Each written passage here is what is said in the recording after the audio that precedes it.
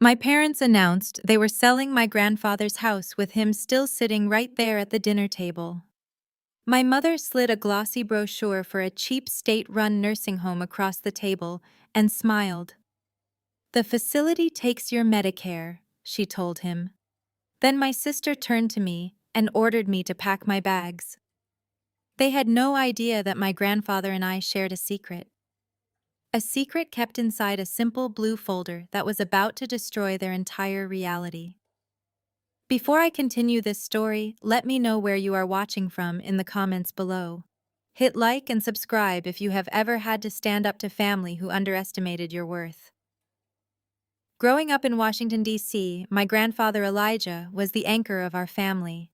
His historic brownstone on U Street was a symbol of hard work and resilience. It was a typical Sunday evening. The dining room smelled of collard greens and roasted chicken, but the atmosphere was suffocating. My mother Yolanda sat at the head of the table adjusting her designer pearls. She cared more about her elite social club standing than anything else. My father Calvin sat across from her, projecting the image of a wealthy businessman while hiding his mounting debts. Next to them sat my older sister Chantel. She is a cosmetic dermatologist and the undisputed golden child of the family. Chantel recently married Trent, a wealthy venture capitalist who always acted like he was the smartest man in the room. I am Morgan, and at 29 years old, I am the family disappointment. Or at least that is what they believe. Calvin cleared his throat and tapped his crystal glass with a silver spoon. "We have some exciting news to share," he announced. "Trent has secured the permits for his new development project. His firm is buying this property to build luxury condos." I froze. I looked at my grandfather, who continued eating his peach cobbler in silence. "You cannot sell this house," I said calmly. "This property has been in our family for generations." Trent laughed and took a sip of his wine. "Actually, Morgan, we can," he said with a condescending smirk. "The neighborhood is gentrifying rapidly, and holding on to an old, crumbling building is a terrible financial decision. The buyout will be extremely lucrative for your parents." I stared at Trent. He was a guest in this house, yet he spoke as if he already owned the ground beneath our feet. My mother reached into her designer handbag and pulled out a cheap printed flyer. She pushed it across the mahogany table toward my grandfather. "This memory care center has great reviews," she said smoothly. "And the best part is, they accept your Medicare, so it will not drain the family accounts." Grandpa Elijah did not look up from his plate. Then Chantel turned her attention to me. "As for you, Morgan," she said, crossing her arms, "you have until Friday to clear your things out of the carriage house out back. Trent needs to bring his demolition crew in early next week." I took a deep breath. "Where exactly am I supposed to go?" I asked. Yolanda rolled her eyes. "That is your problem, Morgan. You dropped out of your master degree program to answer phones all day.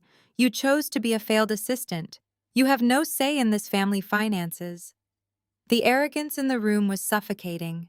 My mother always prioritized her image over her own blood. She spent her days attending luncheons and seeking validation from women who secretly despised her. My father enabled her delusions by taking out massive loans to fund a lifestyle they could not afford. Chantel played the role of the perfect daughter perfectly. Her medical degree was just another accessory to show off at parties alongside her wealthy white husband. Trent never missed an opportunity to remind us that he came from old money. He viewed our family as a charity project, and my grandfather as an obstacle to his next real estate conquest. I sat there absorbing their cruelty. For years I had played the role of the quiet, obedient failure. When I left my graduate program, they mocked me endlessly. They told their friends I was confused and lost. They did not know I spent my days building a private equity firm that handled multi-million-dollar acquisitions. They did not know I hired experts to navigate complex property laws. They truly believed I was just a lowly assistant fetching coffee for someone else. I looked at the flyer my mother had provided. The nursing home pictured on the glossy paper was notorious in our community for its terrible conditions and severe understaffing. The thought of sending the man who raised us to such a horrible place, simply to fund Chantel and Trent and their lavish lifestyle, made my blood boil. But I did not raise my voice. I did not cry. I simply watched them celebrate a victory they had not actually won. The satisfaction on their faces was temporary. The foundation of their arrogance was about to shatter into a million pieces. The truth was waiting quietly right here today. The room grew entirely quiet. My parents looked at me with thinly veiled contempt, while Chantel and Trent shared a victorious smile. They thought they had won. They thought they could discard my grandfather and me without a second thought.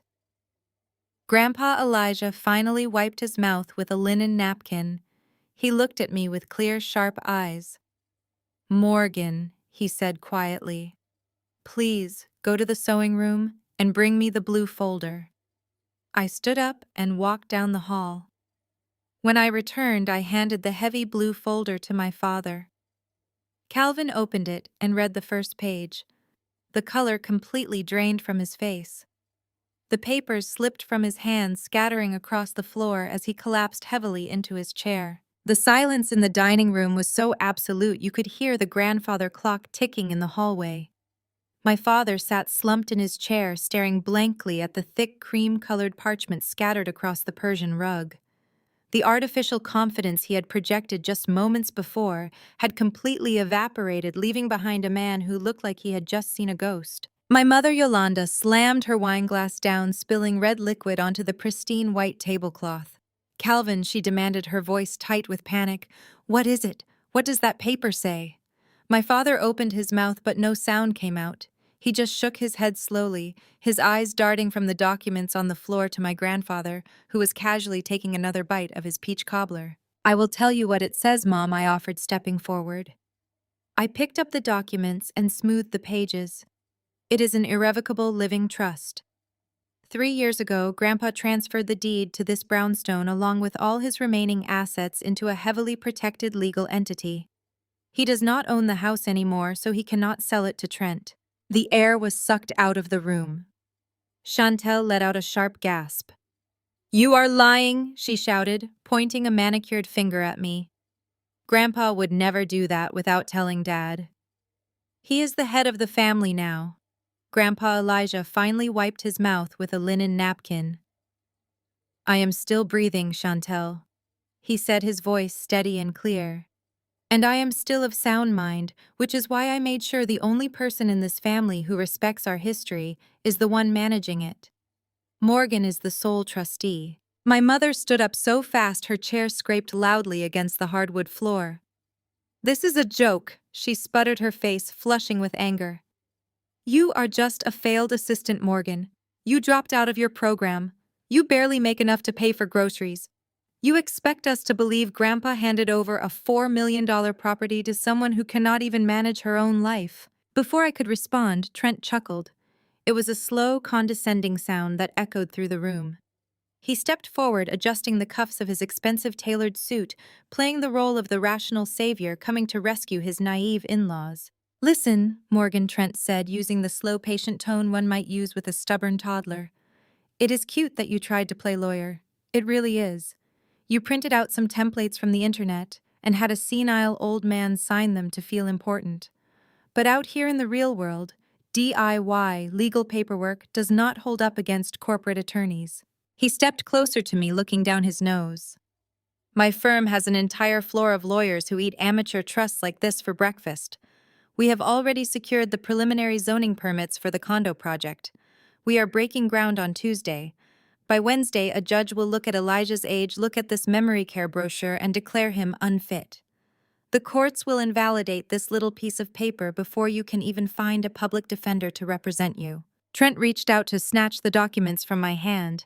His movements were quick and entitled, assuming I would just hand them over. I sidestepped his grasp smoothly, pulling the folder out of his reach. I looked him dead in the eye, feeling none of the intimidation he expected. "I would strongly advise your corporate lawyers to look up the district property code regarding irrevocable heritage trusts," I said, my voice low and dangerously calm. "Furthermore, you might want to check the notary's signature on page 4. It was not signed by an internet notary. It was signed and verified by Judge Marcus Vance of the Federal District Court. He has been Grandpa's chess partner every Sunday for the last decade. Good luck proving to the federal court that a sitting judge conspired with a failed assistant to defraud a senile man. Trent froze, his hands suspended in the air. His smug expression cracked, revealing a flash of genuine uncertainty. He looked at my father, who was still staring at the floor, unable to meet anyone's eyes. Chantel could not handle the shift in power. Seeing her wealthy husband humiliated by the sister she had spent her entire life stepping on sent her into a blind rage. She lunged forward, her eyes wide and wild. "You manipulative little rat!" Chantel screamed. Before I could brace myself, she raised her hand and slapped me hard across the face. The sound cracked like a whip in the silent room. The sting was immediate and sharp, spreading across my left cheek, but I did not stumble. I did not fall back. I stood my ground perfectly still while my mother gasped and my father finally looked up. "You brainwashed him," Chantel yelled, her voice trembling with hysteria. "You isolated a sick old man and manipulated him into signing away our future. You ruined everything because you are jealous. You have always been jealous of my marriage, of my career, of the fact that Mom and Dad actually love me." I slowly turned my head back to face her. I raised my hand and gently touched my stinging cheek. Then I smiled. It was a cold, calculated smile that made Chantel take a reflexive step backward. I did not raise my voice or return the strike. Instead, I reached into my pocket and pulled out my phone. I tapped the screen once, unlocking it, and opened an application. I turned the screen around and slid the phone across the mahogany dining table, stopping right in front of Trent. "Take a look at that, Trent," I said, my tone perfectly conversational. Trent frowned and leaned over the table. Chantel and my mother crowded around him, looking at the screen. It was a live feed from the high-definition security cameras I had installed around the perimeter of the brownstone 2 years ago.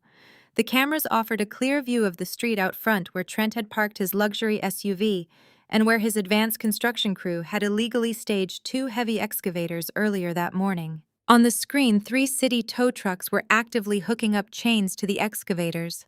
A police cruiser with its lights flashing was blocking the street, while an officer handed a citation to Trent's frantic site manager. Another tow truck was currently lifting Trent's prized SUV off the pavement.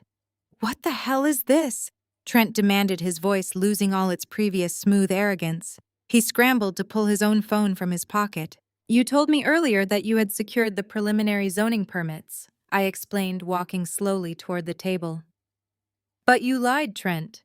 You submitted the applications, but they were never approved because the Neighborhood Historical Society filed a formal objection last week. When you parked commercial demolition equipment in a residential historic district without approved permits, you violated city ordinance.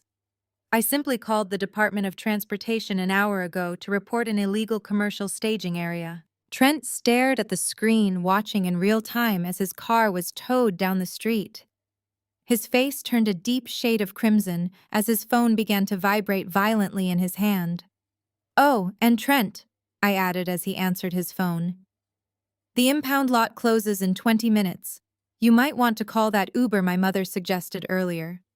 I hear the surge pricing on Sundays is brutal." The silence that followed Trent watching his vehicle disappear down the street was a heavy, satisfying thing.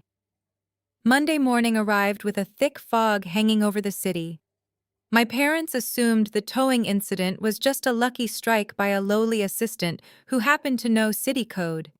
They spent Sunday night whispering in the kitchen, plotting their next move. They needed money to hire a ruthless legal team to break my grandfather's trust. They thought they could outsmart me because they still believed the narrative they wrote for me years ago. They believed I was boarding the metro at 7 in the morning to go fetch coffee and file paperwork for someone else. I played my part perfectly. I put on a modest beige trench coat, picked up my canvas tote bag, and kissed my grandfather on his forehead before walking out the front door. I did not take the metro.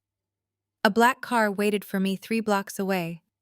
My driver took me straight to my firm downtown. I sat in my corner office overlooking the city, but my eyes were glued to the security feed on my second monitor. I knew my parents were desperate, and desperation breeds theft. It was precisely 10 in the morning when a white van pulled up to the brownstone. A man in a sharp gray suit stepped out carrying a leather appraisal kit. My father opened the front door, looking nervously over his shoulder before ushering the man inside. My mother was waiting in the front parlor. I closed my laptop and told my executive team to push my morning meetings. The drive back to the brownstone took 12 minutes. I walked up the steps quietly. The front door was unlocked. A careless mistake by a father who was too eager to sell off his family history. I stepped into the foyer and followed the sound of tearing cardboard and crinkling bubble wrap. They were in the formal living room. This room held my grandmother's vintage art collection. She had spent decades acquiring original pieces from the Harlem Renaissance era. The collection was worth at least $100,000, but to my grandfather, it was priceless. I stood in the doorway and watched my mother wrap a delicate canvas in heavy plastic. My father was handing a stack of appraisal forms to the man in the gray suit. The man was examining a sculpture with a magnifying glass. I stepped fully into the room. "Put that down," I said, my voice calm but firm. My mother jumped and dropped the roll of bubble wrap. She spun around and her face contorted with anger when she saw me. "What are you doing here?" she demanded, crossing the room to stand between me and the art. "You are supposed to be at work answering phones." I ignored her and looked at my father. "You are trying to steal Grandma's collection to fund your legal battle," I said. "You are trying to pawn off her legacy to pay lawyers to evict your own father." My father puffed out his chest and tried to look intimidating. "This is my family estate, Morgan," he said, stepping toward me. "I am the eldest son, and I am making an executive decision. We need capital to invalidate that fraudulent piece of paper you tricked your grandfather into signing." Trent said his legal team requires a heavy retainer. "These paintings are just gathering dust anyway. They are going to serve a real purpose now." The appraiser cleared his throat. He was a tall man with thinning hair, and he looked uncomfortable with the family drama. He held up a clipboard and addressed my parents. "I can offer you $60,000 for the lot," he said smoothly. "It is a cash offer. $60,000 for a collection worth double that amount was daylight robbery." I walked toward him, but my mother stepped into my path. She raised her hands and shoved me hard in the chest. I stumbled back a half step, but quickly regained my balance. "You listen to me, you ungrateful little girl," my mother hissed. "You do not run this house. You are nothing. We are taking back control of our property, and if you try to stop us, I will call the police for trespassing." I looked down at my mother. She was wearing a designer dress paid for with credit cards that were maxed out. She was defending a man who wanted to erase our family footprint from the city.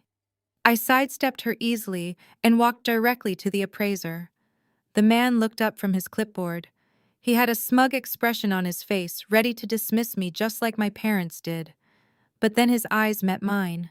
The smugness vanished instantly. The color drained from his cheeks. He lowered his clipboard slowly, and his hands began to tremble. He recognized me. He did not see a failed assistant. He saw the founder of a private equity firm that had recently acquired the two largest auction houses on the East Coast. He saw the woman who single-handedly blacklisted 3 corrupt appraisers last quarter for trying to pull this exact same scam. "Mrs. Morgan?" he stammered, his voice barely a whisper. His eyes darted nervously around the room. "I did not know. I had no idea this was your family estate." My mother turned around, frowning in confusion. "What are you talking about?" she asked the appraiser. "Her name is Morgan, but she is nobody. Just pack the boxes." The appraiser backed away from the painting he was holding. He looked absolutely terrified. He bumped into a side table and nearly knocked over a lamp. The appraiser looks at the art, then looks at Morgan in absolute terror. He stammers, "Mrs. Morgan, I didn't know this was your family's estate." He drops the boxes and flees, leaving the parents bewildered and completely speechless, staring at the doorway, wondering what just happened to their perfect little plan. The silence in the living room was absolute after the front door clicked shut behind the terrified appraiser. My father stood frozen near the fireplace, while my mother stared at her empty hands where the bubble wrap used to be. I did not raise my voice or gloat. I just pointed at the cardboard boxes scattered across the Persian rug and told them to put every single piece of my grandmother's art exactly where they found it. My mother opened her mouth to scream at me, but the words died in her throat. The reality of the situation was finally piercing through her delusion. They had no power here. My father silently began lifting the heavy canvas out of the box, his shoulders slumped in total defeat. I did not stay to watch them clean up their mess. I walked back out to the carriage house and locked the door behind me, returning to my real work. The peace only lasted until Tuesday afternoon. I was sitting at my desk in the carriage house reviewing a quarterly earnings report for one of my subsidiary holding companies when the motion sensor alert flashed on my security monitor. I minimized my spreadsheets and pulled up the camera feeds. A sleek silver Mercedes had just pulled into the driveway, stopping aggressively close to my grandfather's prized rose bushes. Chantel stepped out of the driver's side, wearing her pristine white medical coat over a designer dress. She was not alone. A middle-aged man with a nervous sweat on his brow and a cheap, ill-fitting suit climbed out of the passenger seat. He was carrying a worn black medical bag. I knew exactly what my sister was doing. Chantel had always weaponized her medical degree. She used her title as a cosmetic dermatologist to make everyone else in the family feel uneducated and inferior. Now she was trying to use that same title to strip our grandfather of his basic human rights. She was bringing in a hired gun to declare him legally incompetent. If she could get a corrupt medical professional to sign an affidavit claiming Grandpa Elijah suffered from advanced dementia, she could petition the court for emergency medical conservatorship. It was a dirty, ruthless tactic designed to override the blue folder entirely and force the sale of the house. I watched the camera feed as Chantel bypassed the front door, using her old key to slip through the side entrance. They were heading straight for the sunroom where Grandpa spent his Tuesday afternoons reading historical biographies. I stood up from my desk, grabbed my leather portfolio and my tablet, and walked quietly across the lawn to the main house. I slipped through the kitchen and stopped just outside the sunroom doors, listening to the conversation. Chantel was using that sickly sweet, patronizing voice that people use when speaking to stray dogs or helpless infants. It was a tone designed to make the listener feel small and confused. Now Grandpa Chantel cooed slowly as if he were completely deaf. "This is Dr. Harrison. He is a very important colleague of mine. We just want to ask you a few simple questions to make sure your brain is still working right. You know how you have been so confused lately. You keep forgetting things and making bad choices. I have not been confused at all." "Chantel," my grandfather replied, his voice deep and gravelly and perfectly steady. "I am reading a book on the socioeconomic impacts of the Industrial Revolution. What exactly do you want in my house?" Dr. Harrison cleared his throat nervously. "Well, Mr. Wilson, we just need to do a standard cognitive assessment. Your daughter and granddaughter have expressed deep concern about your memory. They tell me you have been signing legal documents without understanding the consequences. Can you tell me what year it is? Can you count backward from 100 by sevens?" The sheer disrespect was nauseating. They were trying to gaslight a brilliant man in his own home to steal his property. I pushed the heavy wooden doors open and stepped into the sunlit room. "He does not need to answer your insulting questions," I said, my voice echoing off the glass walls. Chantel spun around, her face contorting with immediate rage. "Get out of here, Morgan," she snapped, pointing a manicured finger at the door. "This is a private medical evaluation. I am a licensed physician, and I am taking control of this family crisis. You have no right to interfere with a doctor doing his job." I walked casually into the room and stood between my grandfather and the sweating Dr. Harrison. I opened my leather portfolio and pulled out a thick document printed on heavy watermarked paper. It was sealed with an official medical crest. "You are absolutely right, Chantel," I said smoothly. "Medical evaluations are very important." Which is exactly why Grandpa had a comprehensive neurological assessment completed just 3 days ago to put on file. Chantel scoffed and crossed her arms. You expect me to believe you took him to a free clinic over the weekend. No judge will accept paperwork from whatever cheap doctor you managed to find on short notice. I held the document up so the sunlight caught the embossed seal.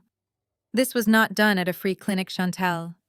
This is a 50-page certified evaluation signed by Dr. Arthur Sterling, the Chief of Medicine and Head of Neurology at Johns Hopkins Medical Center. He happens to be Grandpa's Wednesday chess partner. The assessment declares that Elijah Wilson possesses cognitive function operating in the top 1 percentile for his age group. His memory, logic, and reasoning are flawless. Chantel stared at the official seal, her arrogant sneer faltering. Dr. Harrison shifted his weight from foot to foot, suddenly looking like he wanted to be anywhere else in the world. Now let us talk about your colleague. I continued, turning my attention to the nervous man in the cheap suit. I pulled out my tablet and woke up the screen. I did not have to look hard to find information on your hired gun, Chantel. I pulled up a digital legal docket and turned the screen to face her. Dr. Harrison here lost his hospital privileges last year. He currently has a massive malpractice lawsuit pending in the state court for falsifying patient medical records in exchange for financial kickbacks from private nursing facilities. He is a fraud, looking for a quick payday. The color completely drained from Chantel's perfectly contoured face.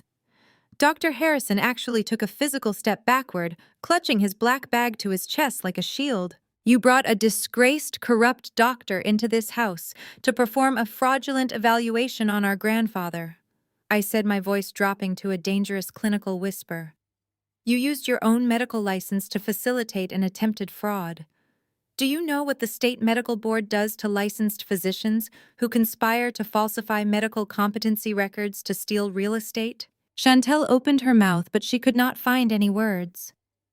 Her eyes darted from my tablet to the neurological evaluation in my hand, and finally to the terrified doctor standing next to her. Her entire plan had collapsed before it even started. If either of you ever steps foot on this property again, I said coldly, I will send this entire security file directly to the Medical Ethics Board and the state prosecutor. I will have both of your medical licenses revoked before dinner time. Dr. Harrison did not wait for another warning. He turned around and bolted from the sunroom, practically running through the kitchen to get to the side door. Chantel stood there for one more second, completely humiliated and completely out of options. She looked at my grandfather, who simply turned a page in his book without looking at her. She let out a strangled sound of defeat, turned on her heel, and ran out of the house after her disgraced doctor, leaving the air in the sunroom perfectly quiet once again. The air in the sunroom remained perfectly quiet after the side door clicked shut. Grandpa Elijah did not look up from his book on the Industrial Revolution. He just turned another page and took a sip of iced tea. I gathered my leather portfolio and walked back across the lawn to the carriage house. My hands were not shaking, and my breathing was perfectly steady. I knew Chantel running away was not the end of the war. It was just the end of that specific battle. When you corner people who are dependent on their fragile ego and stolen wealth, they do not surrender gracefully. They just look for a much dirtier way to fight back. I spent the entire rest of the afternoon on highly secure video conference calls with my executive team in New York, finalizing the massive cash acquisition of a luxury boutique hotel chain. My family thought I was filing paperwork for a mid-level manager. They had absolutely no idea that I was actually the one signing the enormous checks that kept thousands of people employed. The retaliation came 24 hours later. It was Wednesday morning, and a freezing rain was washing over the brownstones. I was sitting at the kitchen island pouring coffee for Grandpa Elijah when the wall phone rang. My grandfather answered it. I watched his face change from peaceful to irritated. He hung up the phone slowly and looked at me. His bank manager had just called. All accounts attached to the estate had been frozen pending a fraud investigation. I did not panic. I checked the municipal property portal. The biannual property taxes for the estate were due by Friday afternoon. The taxes on a $4.5 million brownstone were not cheap. $40,000 had to be paid in 48 hours. If the taxes were not paid, the city would place a tax lien on the property. A tax lien would give Trent the legal loophole he needed to bring his lawyers into court and force a sale. He knew what he was doing and he was playing dirty. 10 minutes later, the front door opened. My father Calvin walked in, shaking the rain off his umbrella. Trent walked in behind him wearing a smug grin. They had timed their arrival perfectly with the phone call. They walked into our kitchen acting like they had conquered a country. Trent leaned against the counter and looked down at my grandfather. "I hear you might be having some banking trouble," old man Trent said, dripping with fake sympathy. "The fraud department is very thorough. My venture capital firm does much business with their board. When I told them I suspected financial abuse regarding your accounts, they froze everything immediately. It is a real shame about those property taxes being due on Friday. It takes at least 30 days to clear a fraud hold." My father puffed out his chest and pointed a finger at me. "You did this, Morgan," he said loudly. "This is what happens when a college dropout tries to play real estate. You thought you were so smart with your blue folder and your trust, but you have no idea how the real world works. You have no leverage and no capital. You dropped out of school and failed at everything you tried to do. You should have married well like your sister did. All you know how to do is make a mess, and now your grandfather is going to lose his house because of your stupidity." Trent chuckled and pulled an envelope out of his jacket. He tossed it onto the kitchen counter. It stopped next to my coffee mug. "That is a cashier check for $40,000, Trent said. "I will pay the property taxes myself and save this house from default. All you have to do is sign a document dissolving that trust and signing the deed over to my holding company. You can take the nursing home flyer your mother gave you and disappear, Morgan. You played a stupid game and you lost." I let their insults wash over me. I did not raise my voice. I reached into my canvas tote bag and pulled out my laptop. I set it on the island next to Trent's envelope. I opened a secure banking portal that required biometric authentication. I placed my thumb on the scanner. The screen glowed green as the portal opened. I navigated to the municipal tax payment system and entered the parcel number. The screen displayed the outstanding balance of $40,000. I clicked the button to pay the balance in full. The system prompted me to select a funding source. I selected the routing number connected to my personal portfolio. I clicked Confirm. A bright green checkmark appeared on the screen, accompanied by a receipt showing a zero balance. I turned the laptop around so the screen was facing Trent. "The taxes are paid," I said quietly. "You can leave." Trent rolled his eyes and leaned his entire body over the marble counter to look directly at the glowing screen, expecting to see a declined transaction error message. His eyes scanned the receipt. He saw the green checkmark and the zero balance. Then his eyes drifted to the funding source section at the bottom of the receipt. He immediately stopped breathing. His smug, condescending grin vanished without a trace. He leaned even closer to the screen. He was staring in disbelief at the routing information for the account that had just wired $40,000 in cash, without a single second of hesitation. The massive funds did not come from my grandfather's frozen personal accounts. They absolutely did not come from a struggling assistant's meager life savings. The digital receipt prominently displayed the originating financial institution. It was an elite offshore corporate holding account. And right next to the international routing number were the registered owner initials. MAW. Morgan Alicia Wilson. Trent stared at the digital receipt like it was a live grenade. The initials MAW burned bright green on the screen.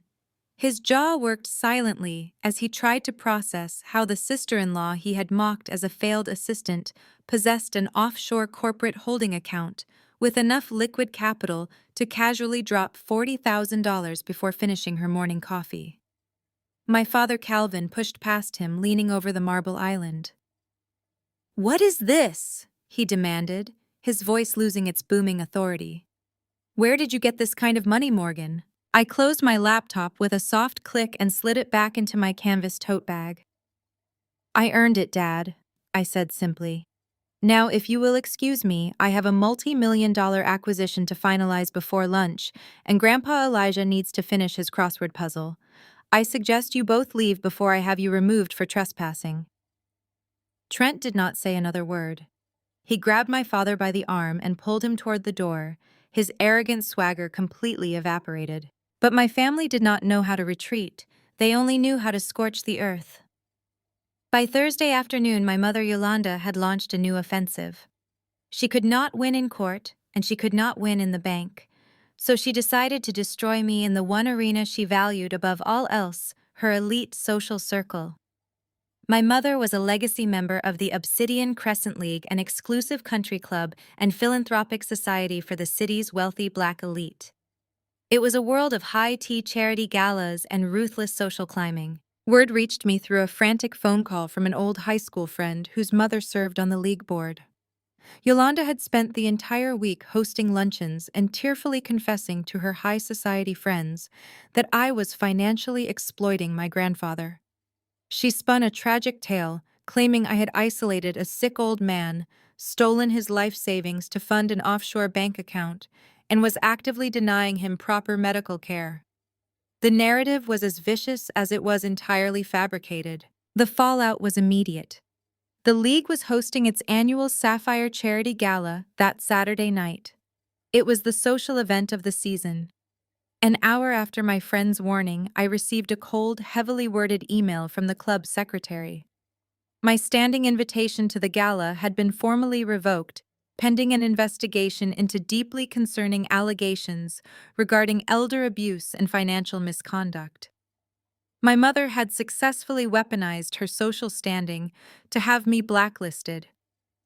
She wanted me isolated, humiliated, and completely cut off from any respectable circles in the city. She forgot that I did not just play in those circles. I owned the companies that funded them. Saturday night arrived with a crisp breeze off the harbor. I did not sit at home crying over a revoked invitation. Instead, I dressed in a custom-tailored emerald silk gown that carried no visible designer labels, but cost more than my mother's entire carefully curated wardrobe. I pulled my hair back into a sleek chignon and clasped my grandmother's vintage diamond earrings to my lobes. I arrived at the Obsidian Crescent Country Club at 8 o'clock, just as the gala was reaching its peak. The security detail at the front entrance held clipboards with the guest list. The head of security stepped forward, looking apologetic but firm. "Miss Wilson?" he said. "I am sorry, but your name has been flagged. I cannot let you inside." I did not argue or raise my voice. I simply pulled my phone from my clutch and opened my corporate email. I tapped a specific document and held the screen up for him to read. It was the title deed to the commercial property that the country club had been leasing for the past 20 years. My private equity firm had quietly acquired the holding company that owned the land 6 months ago. I was not just a guest. I was their landlord. The security guard's eyes widened as he read the legal documentation. He swallowed hard, unclipped the velvet rope, and stepped aside with a slight bow. "Have a wonderful evening, Mrs. Morgan," he murmured. The grand ballroom was a sea of crystal chandeliers, ice sculptures, and string quartet music. I glided through the heavy mahogany doors, feeling the immediate shift in the room. Heads turned. Whispers rippled through the crowd like a wave. The pariah had arrived. I spotted my mother immediately. Yolanda was holding court near the grand staircase, draped in heavy gold sequins and sipping champagne. She was surrounded by the most influential women in the club, including the club president, Eleanor Vance. My mother was dabbing her eyes with a lace handkerchief, undoubtedly playing the tragic victim for her captive audience. When Yolanda saw me walking toward her, the fake tears vanished instantly, replaced by a look of sheer panic. She gripped Eleanor's arm. "What is she doing here?" my mother hissed loudly enough for the surrounding tables to hear. "Security was supposed to keep her out. This is a private event for respectable families." I did not look at my mother. I walked directly to Eleanor Vance, stopping just inches from the elite circle.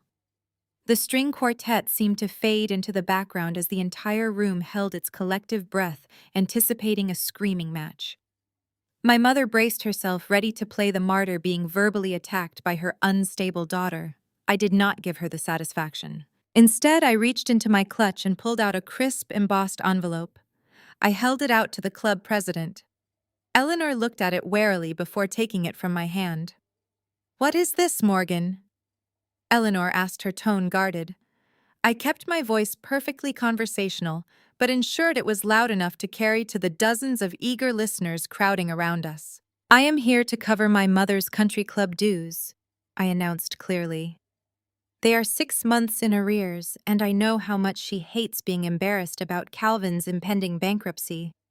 I also included an extra $50,000 donation for the Youth Scholarship Fund in my grandfather's name, just to ensure the club's finances remain stable." The silence that fell over the ballroom was absolute.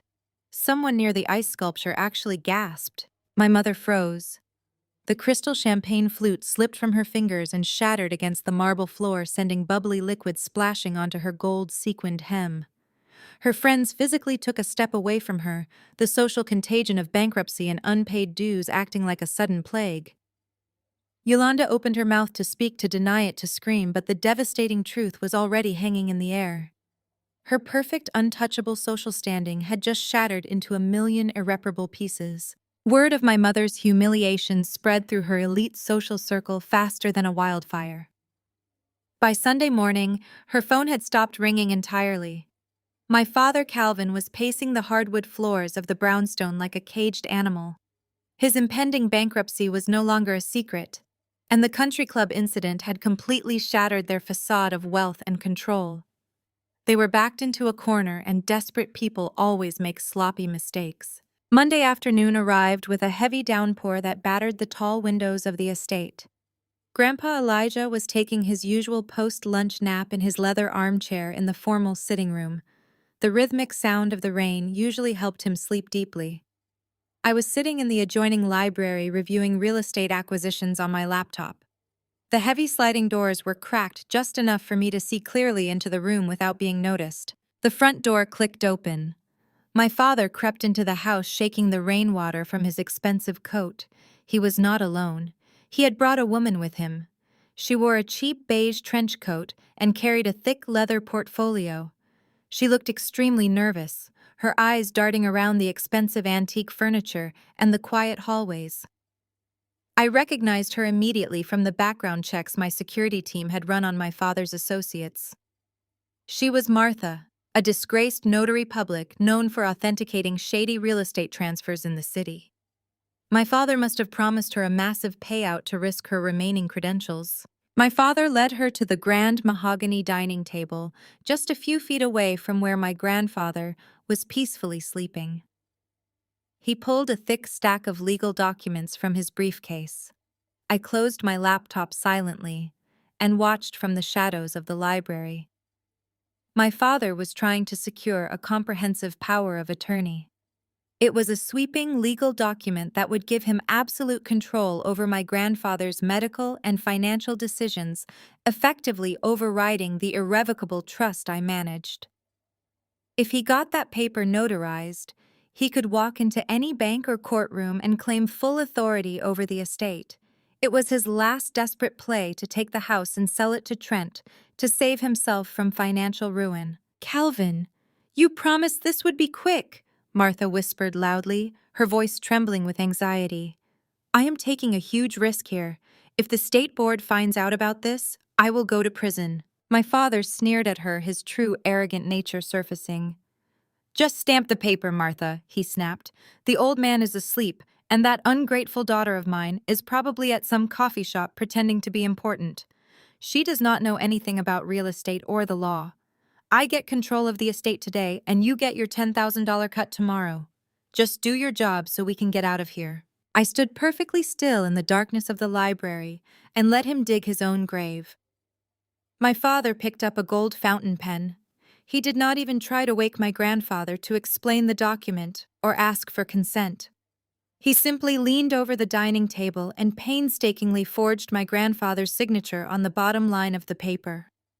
His hand moved with practiced precision, copying the loops and slants he had seen 1,000 times before.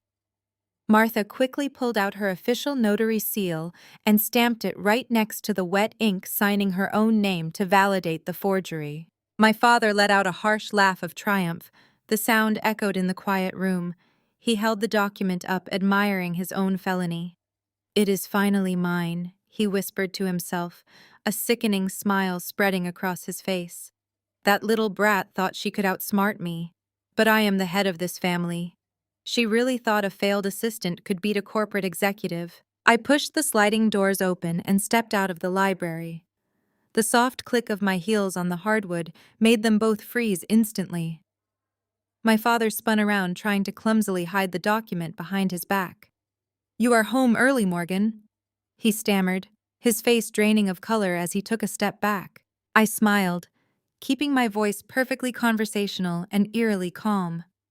"I never left, Dad," I said, walking slowly toward the dining table.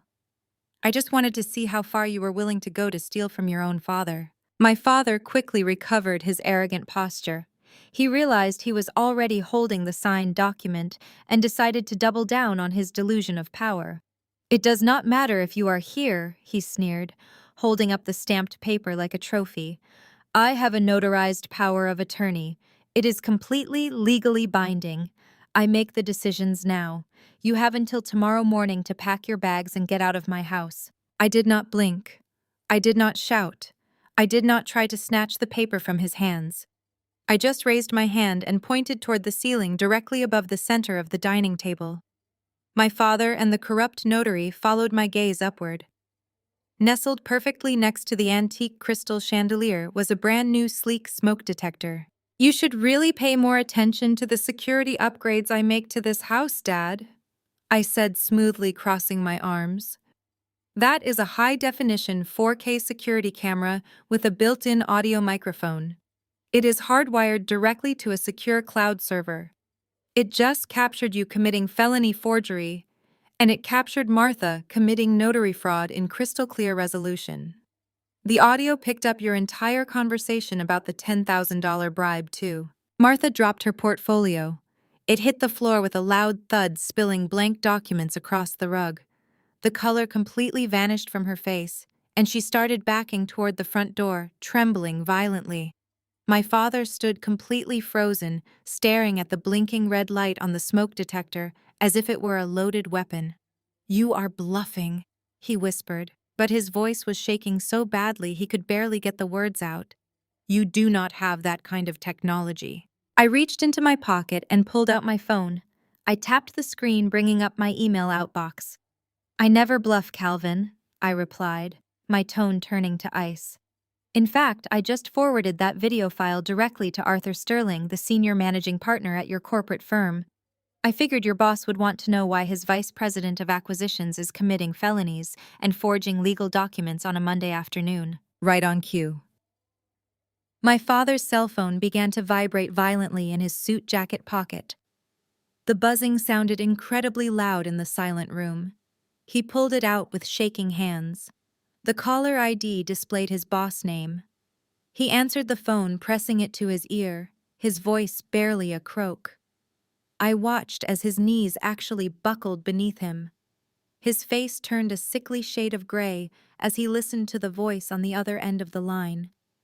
His eyes went wide with pure terror. He dropped the forged power of attorney onto the floor, letting it flutter into a puddle of rainwater from his shoes.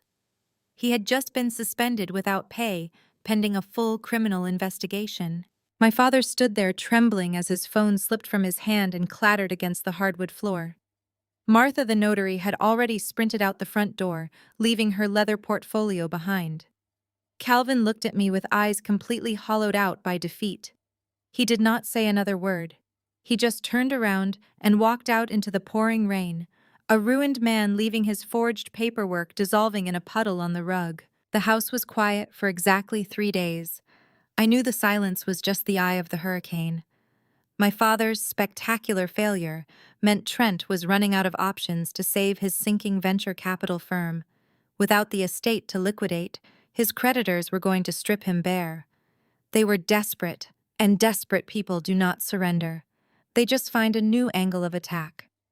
That is when my sister Chantel decided to play her final and most despicable card. It was a sunny Thursday afternoon. Grandpa Elijah was sitting in the sunroom, tending to his rare orchids. The sunlight was catching the dust motes in the air, making the room feel peaceful and golden. I was working at the kitchen island reviewing the final terms of my hotel acquisition when the front door burst open. Chantel rushed down the hallway, weeping hysterically. Trent followed close behind her, looking deeply stressed and holding her arm as if she might collapse at any moment. My sister threw herself at my grandfather's feet, sobbing so loudly it echoed off the glass walls of the sunroom. Grandpa was startled, dropping his gardening shears onto the potting soil. He tried to help her up, but she clung to his knees, burying her face in his trousers. "Oh, Grandpa!" she wailed, rubbing her flat stomach with a trembling hand. "You have to help us. You are our only hope." Grandpa Elijah looked terrified. His hands hovered over her shaking shoulders. "What is wrong, child?" he asked, his voice trembling with genuine concern. "Are you hurt?" Chantel launched into the performance of a lifetime. She claimed she was 4 months pregnant and experiencing severe high-risk complications. She sobbed that Trent's business was completely bankrupt and the collection agencies were threatening to seize their home and empty their accounts. She gasped for air, clutching her chest and acting like the very act of breathing was a struggle. "The stress is killing my baby grandpa," she cried, her voice cracking perfectly. "My doctor said if my blood pressure does not go down, I will lose the child. We have no money left to pay for the specialized care I need.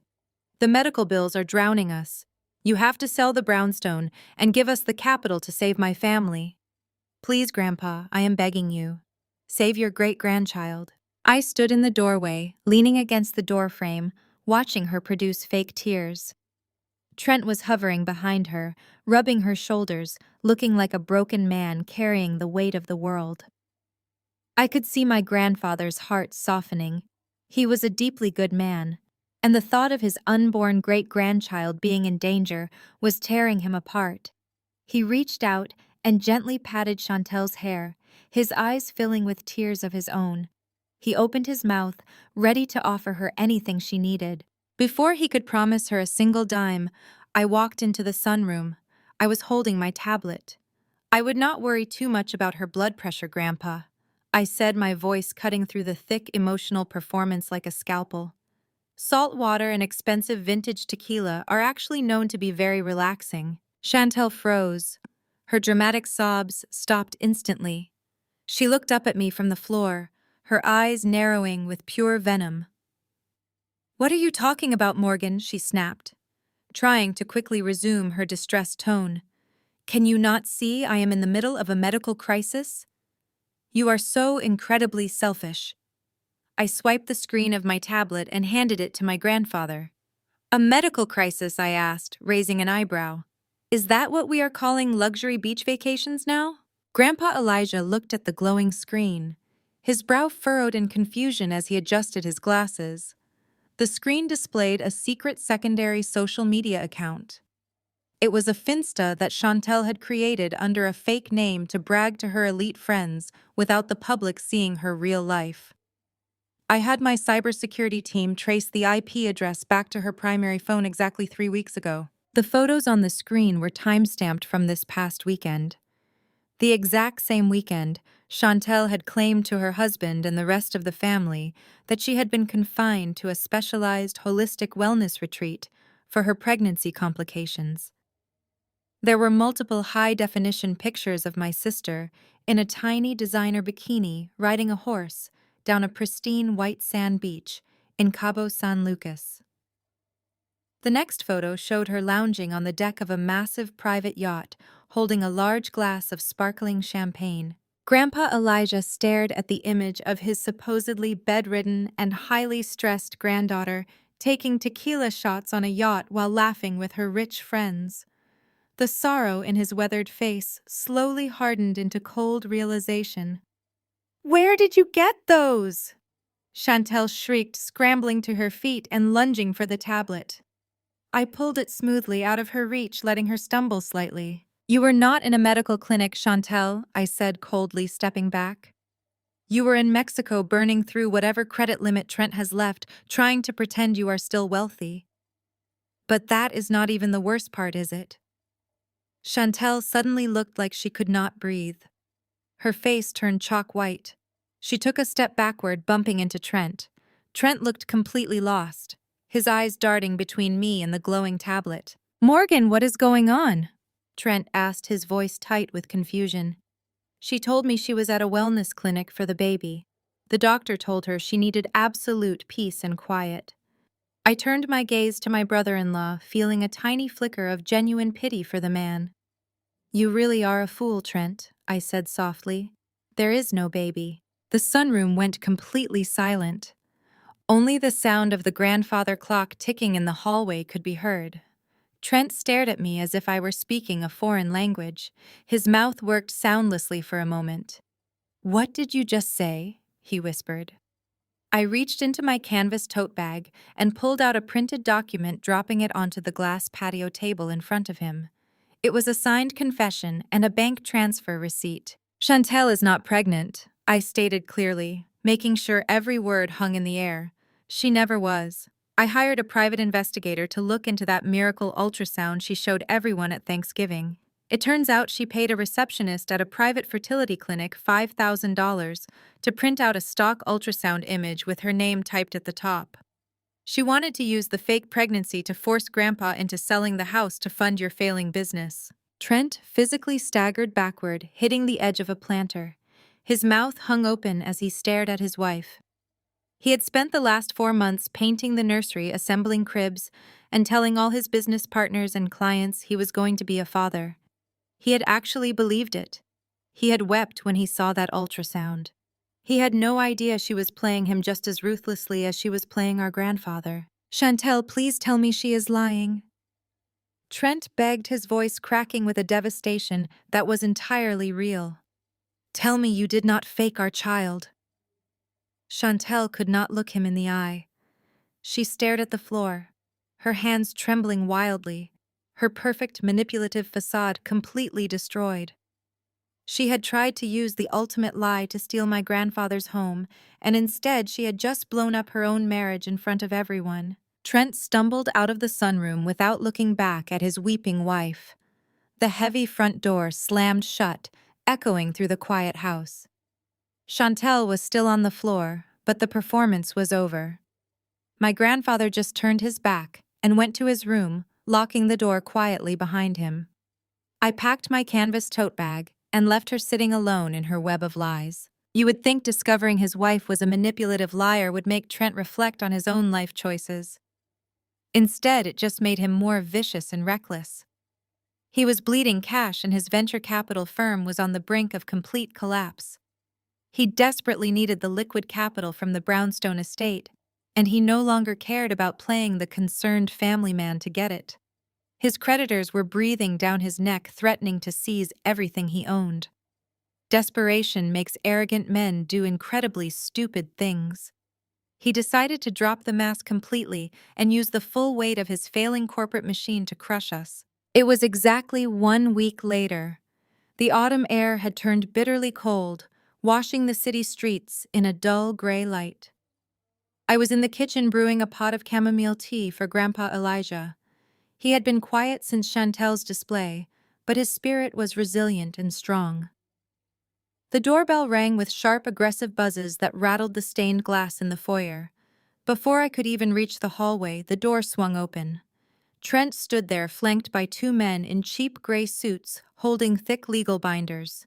Trent did not look like a broken husband anymore. He wore a custom navy suit and a smug, arrogant grin that made my blood boil. He walked straight past me and slammed a thick stack of papers onto the foyer console table. The top sheet featured a bright red municipal seal and bold black letters. It was an official seizure notice. The heavy legal binders the men carried were stuffed with hundreds of pages of municipal code and foreclosure threats.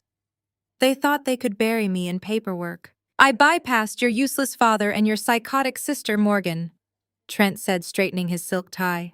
"If the family will not sell, I will just take it. My firm just bought up the municipal debt for this entire historic block. There are ancient zoning ordinances and structural tax liens attached to these brownstones that no one has enforced in decades until today. I just filed the paperwork to seize this property under eminent domain for corporate redevelopment. The demolition notices go out on Monday. I looked at the papers and then looked back at him, keeping my breathing perfectly steady. I asked him what exactly he was trying to build after demolishing my grandfather's home. Luxury condominiums, Trent sneered, leaning in close so I could smell his expensive cologne. This is how real business is done, Morgan. You thought you were so clever paying off one little tax bill with your cute little savings account. But you are just a glorified secretary playing way out of her league. You do not have the capital or the infrastructure to fight a corporate acquisition. You can take your color-coded folders and your grandfather and get out before the bulldozers arrive. He crossed his arms, looking like a king surveying a conquered land. The two men in gray suits shifted uncomfortably, but Trent just kept grinning. He was so certain of his victory. He had used every shady backdoor legal trick to buy up forgotten city debt just to force us onto the street. He was banking on me being a terrified assistant who would crumble under the threat of a massive legal battle. Trent thought he was a shark, but he was just a desperate guppy swimming in an ocean he did not understand. He had leveraged his own house, his cars, and his remaining professional dignity just to buy this debt. He had bet everything on this one hostile takeover. I did not scream. I did not panic. I did not even raise my voice. I simply reached into my pocket and pulled out my phone. I dialed a single number and put the phone to my ear. "Yes, Arthur," I said smoothly into the receiver. "Execute the primary directive, freeze all assets immediately, and liquidate the series of funding. Yes, all of it." I hung up the phone and slipped it back into my pocket. I picked up my mug of tea and took a slow sip, letting the warm liquid soothe my throat. Trent shook his head, chuckling loudly. He asked who I was calling and mocked my imaginary lawyer. His voice dripped with condescension as he told me I was delusional and that it was over. He said I could not stop a municipal seizure order with a phone call. I just stood there holding my mug. I knew exactly what was happening in the financial district miles away.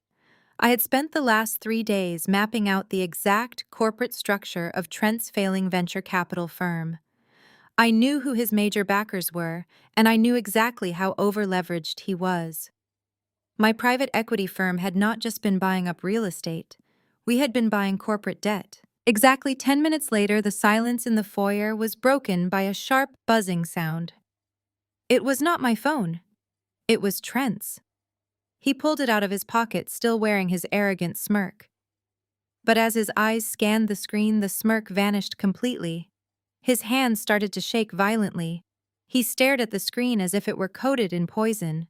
His primary investor, a massive global holding company that kept his entire venture capital firm afloat, had just pulled $50 million in operational funding. The notification on his screen was an emergency alert from his board of directors. A mysterious offshore entity had quietly bought up a controlling stake in his firm overnight.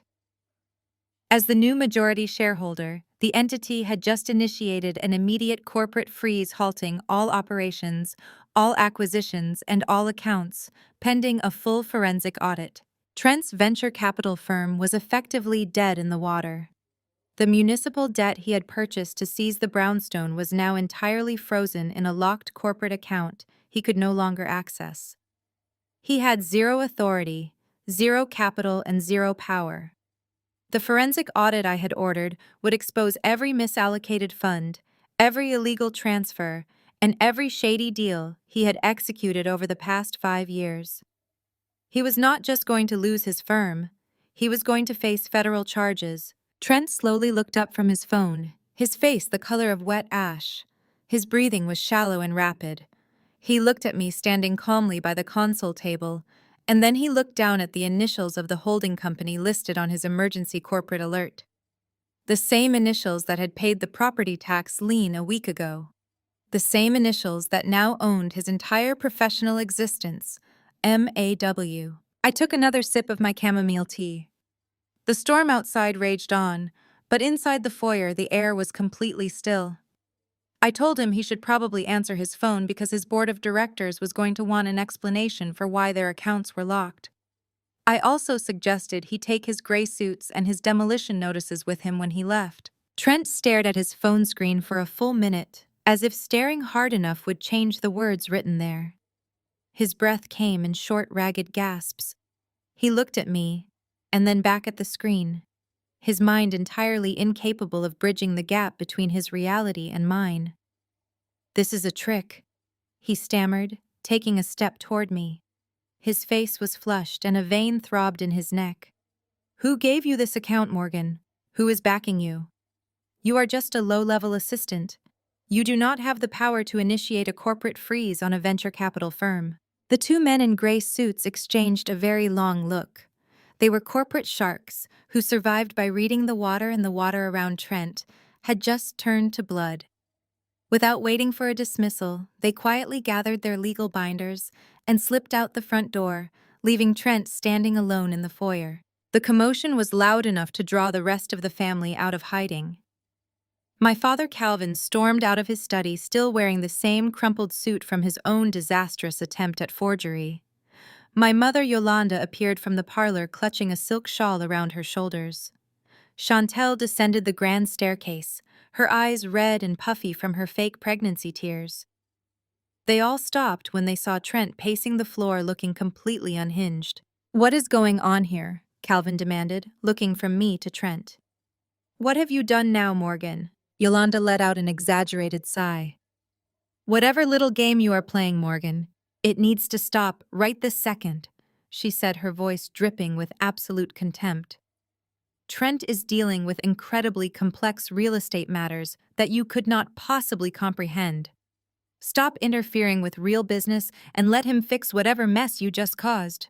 Go back to the kitchen and make yourself useful for once." Chantel clung to the banister. "She is trying to ruin us," she sobbed, pointing an accusing finger at me. "She is just jealous because her life is a pathetic failure and she wants everyone else to be as miserable as she is." Trent did not seem to hear them. He held his phone up his hands, shaking so violently he almost dropped it. "Calvin," he said, his voice cracking with hysteria. "My primary investor just pulled $50 million in operational funding. A holding company just bought a controlling stake in my firm and froze all my assets. My board is locked out. The municipal debt I bought to seize this house is frozen in an escrow account. I am completely paralyzed." Calvin frowned deeply. "Who bought the stake?" he asked. "What is the name of the holding company?" Trent pointed a shaking finger at me. He looked completely broken. "She did," he whispered. "The holding company has her initials." "But it makes no sense, Calvin. She is broke. She is a nobody." My father let out a harsh, booming laugh. His relief was palpable. He walked over to Trent and patted his shoulder. "You are letting the stress get to you, Trent," Calvin said, shaking his head. "Morgan does not have $50, let alone $50 million. She is a college dropout who fetches coffee for middle management. This is obviously just a clerical error or some stupid prank she managed to pull with her computer. Call your lawyers and have them shut this down. A nobody cannot buy a venture capital firm." I let his laughter echo off the high ceilings of the foyer. I did not interrupt his grand speech. Instead, I calmly reached into my canvas tote bag and pulled out a thick blue folder. It was the same blue folder my father had mocked just days ago. I opened it and pulled out a stack of certified legal documents printed on heavy archival paper. I walked over to the console table and dropped the documents right on top of Trent's useless municipal seizure notices. "Read it," I said softly. Trent lunged for the papers. Calvin leaned over his shoulder, his mocking smile still plastered across his face. They stared at the first page. Their eyes traced the heavy black ink of the legal text outlining the hostile takeover of Trent's firm. They saw the massive sums of liquid capital that had been transferred in a matter of minutes. They saw the name of the offshore holding company. Then Trent flipped to the final signature page. His breath hitched. His hands stopped shaking and simply went completely numb. The papers slipped from his grip and scattered across the console table. Right at the bottom of the final page, sitting above a line of dense legal jargon, was an authorizing signature in dark blue ink. It was my signature, Morgan Alicia Wilson. My father stared at the signature. His mouth fell open, and his booming laugh died instantly in his throat. He looked at me as if I had suddenly transformed into a ghost. Yolanda walked over, her brow furrowed in confusion. "What does it say, Calvin?" she asked, her voice losing its usual haughty edge. "What did she do?" I looked at the four of them standing in the foyer of my grandfather's house, the same house they had spent months trying to steal, the same house they thought I was too weak to protect. "For the last 5 years you have all called me a failure," I said, my voice steady and completely devoid of emotion. "You called me an ugly college dropout. You said I ruined my life when I left my master's program at Columbia. You told your friends I was a struggling assistant who could barely pay rent. You spent years mocking my life because it made you feel superior about your own fragile wealth." I stepped closer to Trent, watching the sheer panic radiate from his eyes. "I did not drop out of my master's program because the coursework was too hard," I explained slowly. "I dropped out because my graduate thesis on distressed asset acquisition was not just a theoretical paper. It was a functional predictive algorithm. I used it to flip my first commercial real estate portfolio before my second semester even ended. I made my first $10 million in pure liquid profit, while you were all still bragging about my sister marrying a low-level venture capitalist." Chantel let out a small, choked gasp, covering her mouth with her hands. Yolanda leaned heavily against the console table, her legs appearing to give out. "A master's degree is completely useless when you are already running a highly lucrative offshore private equity firm." I continued, my gaze shifting to my father, who looked like he was about to vomit. "A firm that yields a higher net worth than the combined wealth of every professor teaching the program. I let you all believe I was a struggling assistant because it was the easiest way to observe your true character. And you showed me exactly who you are." I turned my attention back to Trent. He was sweating profusely, his custom suit suddenly looking 2 sizes too big for him. "There is no clerical error, Trent," I said softly. "I am the mysterious holding company. I am the primary investor who just gutted your failing firm. I am the one who initiated the forensic audit that is going to expose every illegal transfer you have made over the last 5 years. You thought you could use corporate leverage to steal my grandfather's house. But you forgot the golden rule of business. There is always a bigger fish. And right now, Trent, I own your entire professional and financial existence. You are officially bankrupt." Trent slowly sank to his knees on the hardwood floor, staring blankly at the scattered papers that outlined his complete and total ruin. Trent remained on his knees, staring at the hardwood floor as if he expected it to open up and swallow him whole. The silence in the foyer was absolute and heavy. No one moved. No one breathed. The reality of my words was sinking into their minds like slow-acting venom. Chantel was the first to break the quiet. She scrambled over to her husband, grabbing the lapels of his custom suit and shaking him. "Trent, do something!" she shrieked, her voice echoing off the high ceilings and vibrating through the crystal chandelier. "Tell her she is lying. Call your lawyers. Call your board of directors. You cannot just let her take everything we own." But Trent just let his head hang limp. His hands rested uselessly at his sides. "There is no one left to call Chantel," he whispered, his voice entirely hollow and devoid of life. "She owns the debt. She owns the firm. The banks will freeze our personal accounts by morning to cover the corporate margins. The townhouse, the cars, the private club memberships, they are all gone. We have absolutely nothing left." Chantel stumbled backward, as if he had physically struck her. Her eyes darted around the room, wild with panic like a trapped animal. She looked at my mother, who was still leaning heavily against the console table, clutching her silk shawl like a lifeline.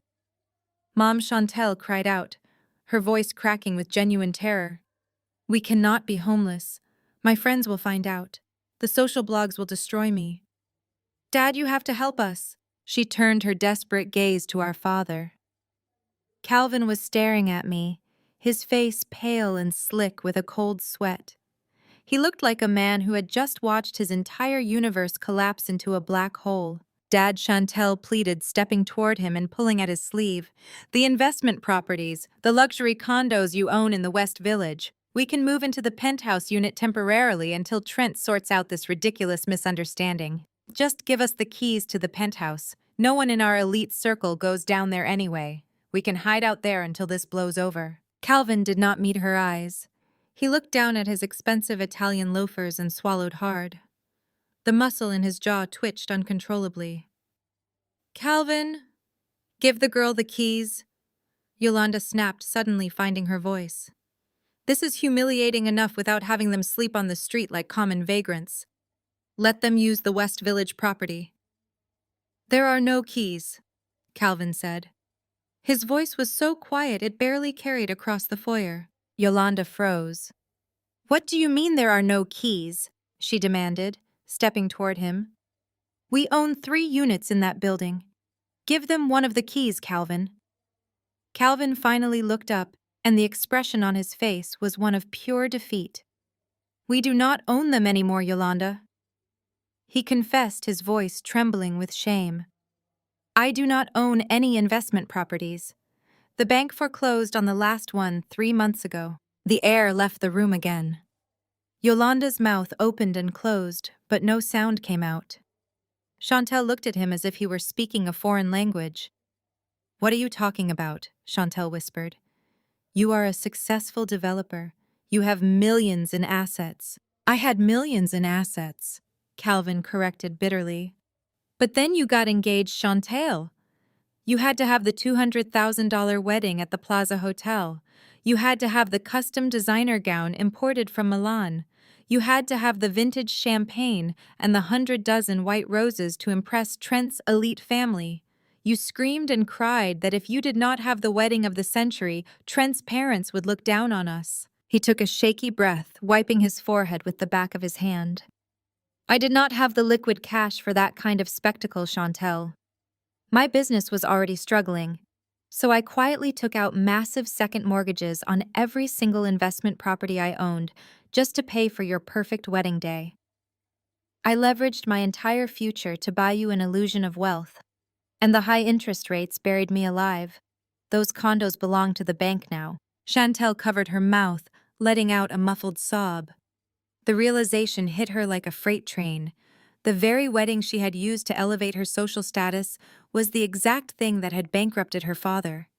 They had all been playing a massive game of pretend, and now the music had stopped. They were entirely broke. All of them. Yolanda looked at her husband with pure disgust.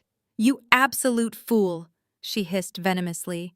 You risked everything for a party. We did it to keep up appearances. Yolanda Calvin snapped back, his own anger finally surfacing. You wanted it just as badly as she did. You wanted to show off for your socialite friends. Chantel looked around the foyer entirely cornered. Her husband was a ruined shell on the floor. Her father was secretly bankrupt. Her mother was helpless. She had nowhere to go and no one to manipulate. She slowly turned her head and looked at me. I was still standing calmly by the console table, watching them tear each other apart. She took a step toward me. The haughty arrogance and the cruel superiority she had wielded against me since childhood was completely gone. She looked small and terrified. Morgan, she whispered, fresh tears spilling down her cheeks. Please. I did not move. I just watched her. Please, Morgan, Chantel begged, taking another step. She clasped her hands together in front of her chest. You have all this money. You are running an empire. You own the firm that holds our debt. You could reverse this. You could give us our life back. I just stared at her, letting the thick silence stretch between us. Okay, fine, Chantel sobbed, her voice breaking into a pathetic whine. If you will not save the firm, just let us stay here. The carriage house behind the brownstone is empty.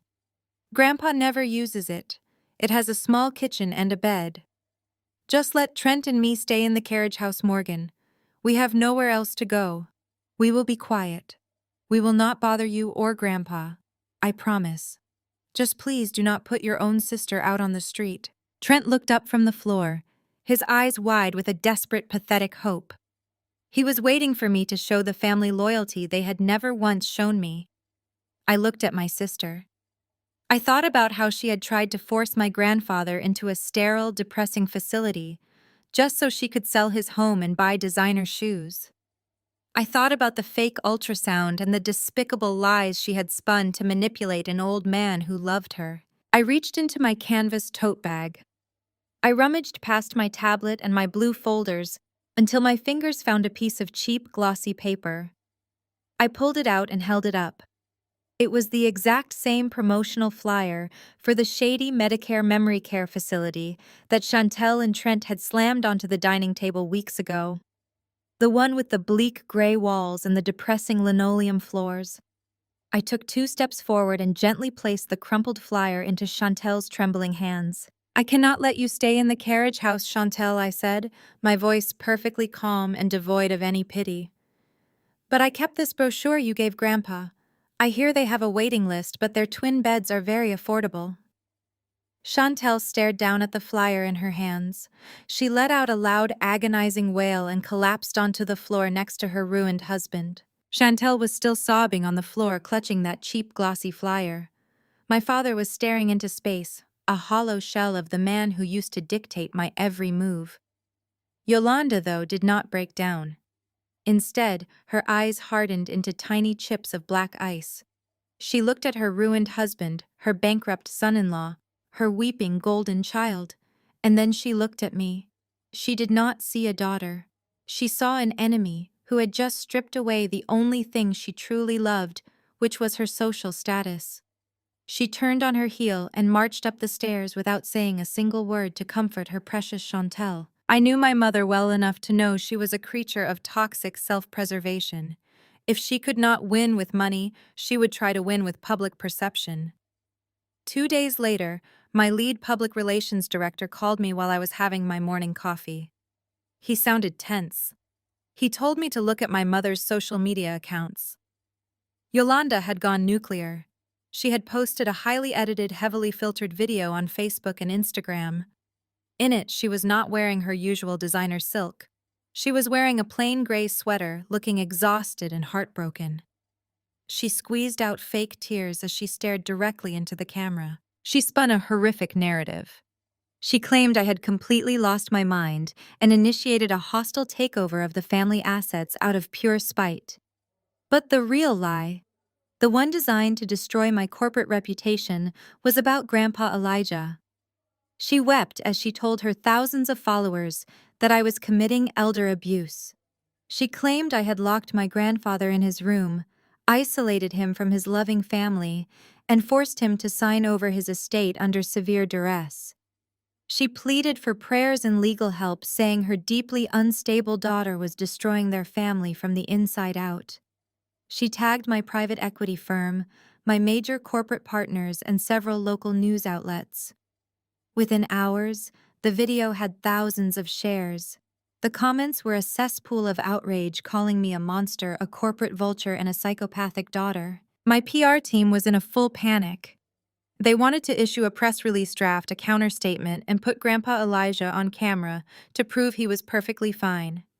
I told them to do absolutely nothing. Arguing with a narcissist on the internet is like throwing water on a grease fire. It only spreads the damage. I did not type a single comment. I did not block her. I simply called my legal team and ordered a very specific type of forensic accounting on the one organization my mother still controlled.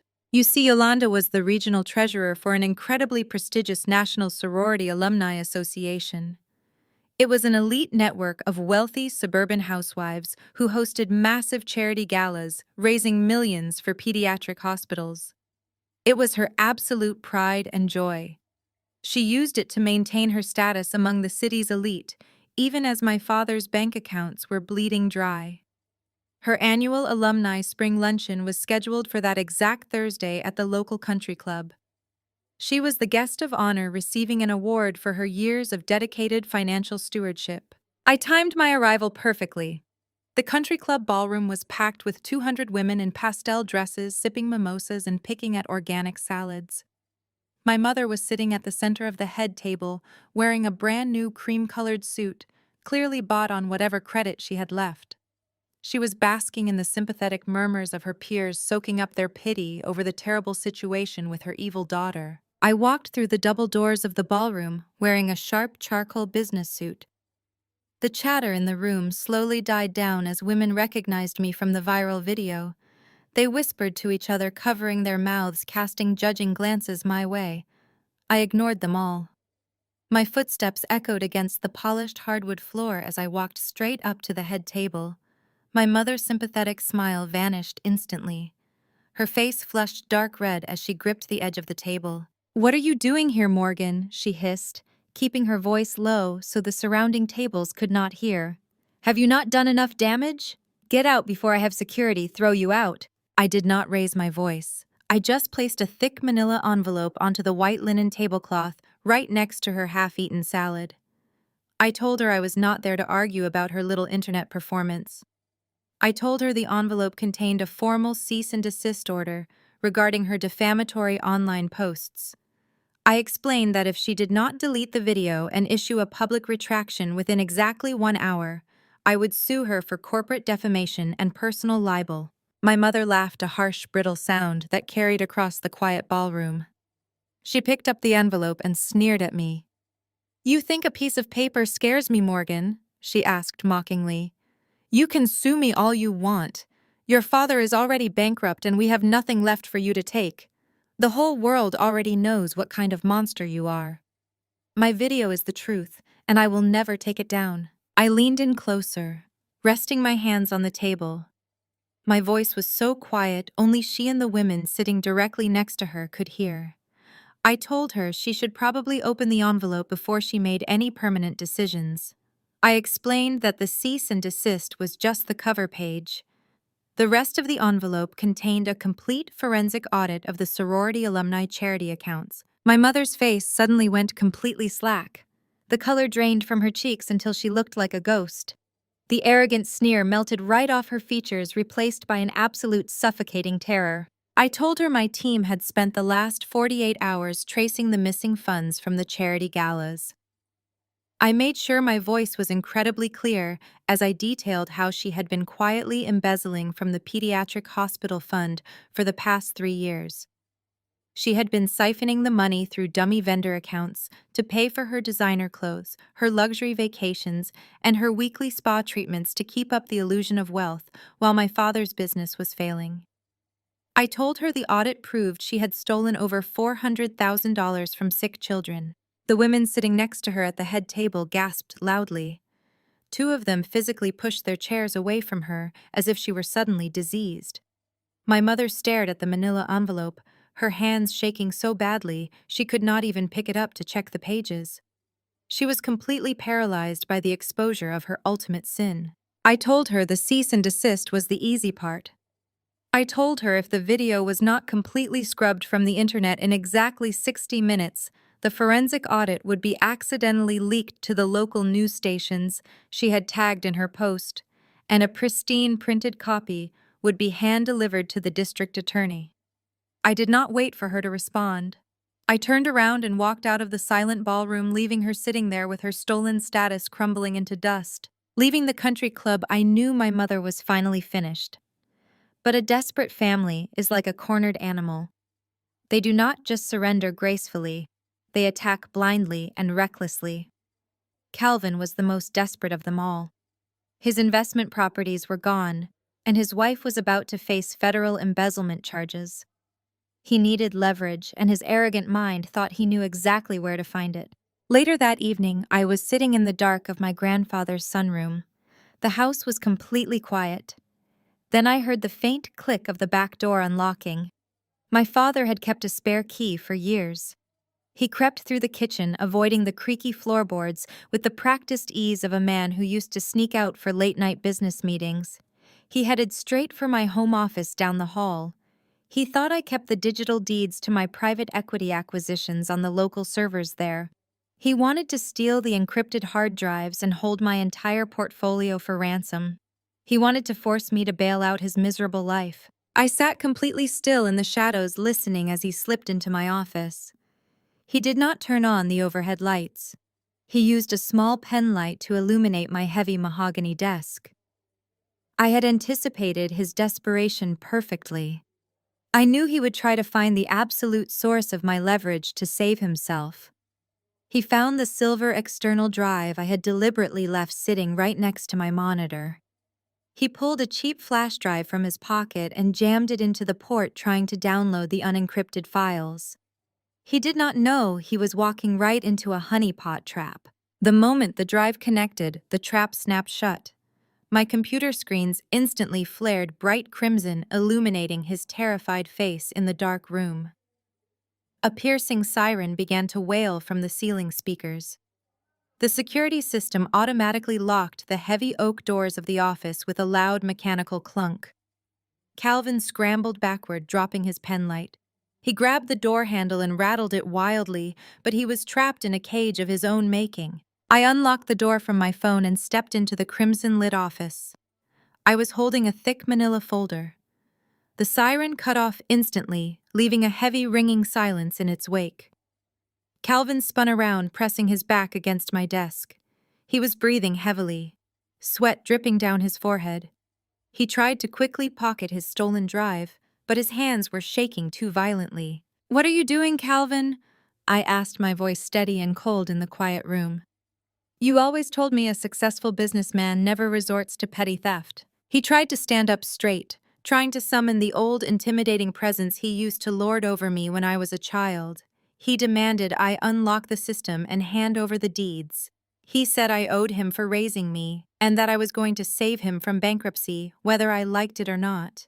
His voice grew loud and desperate as he said he would take the drives and destroy my empire if I did not pay off his massive debts immediately. I walked slowly toward him and dropped the manila folder onto the desk, right next to his trembling hands.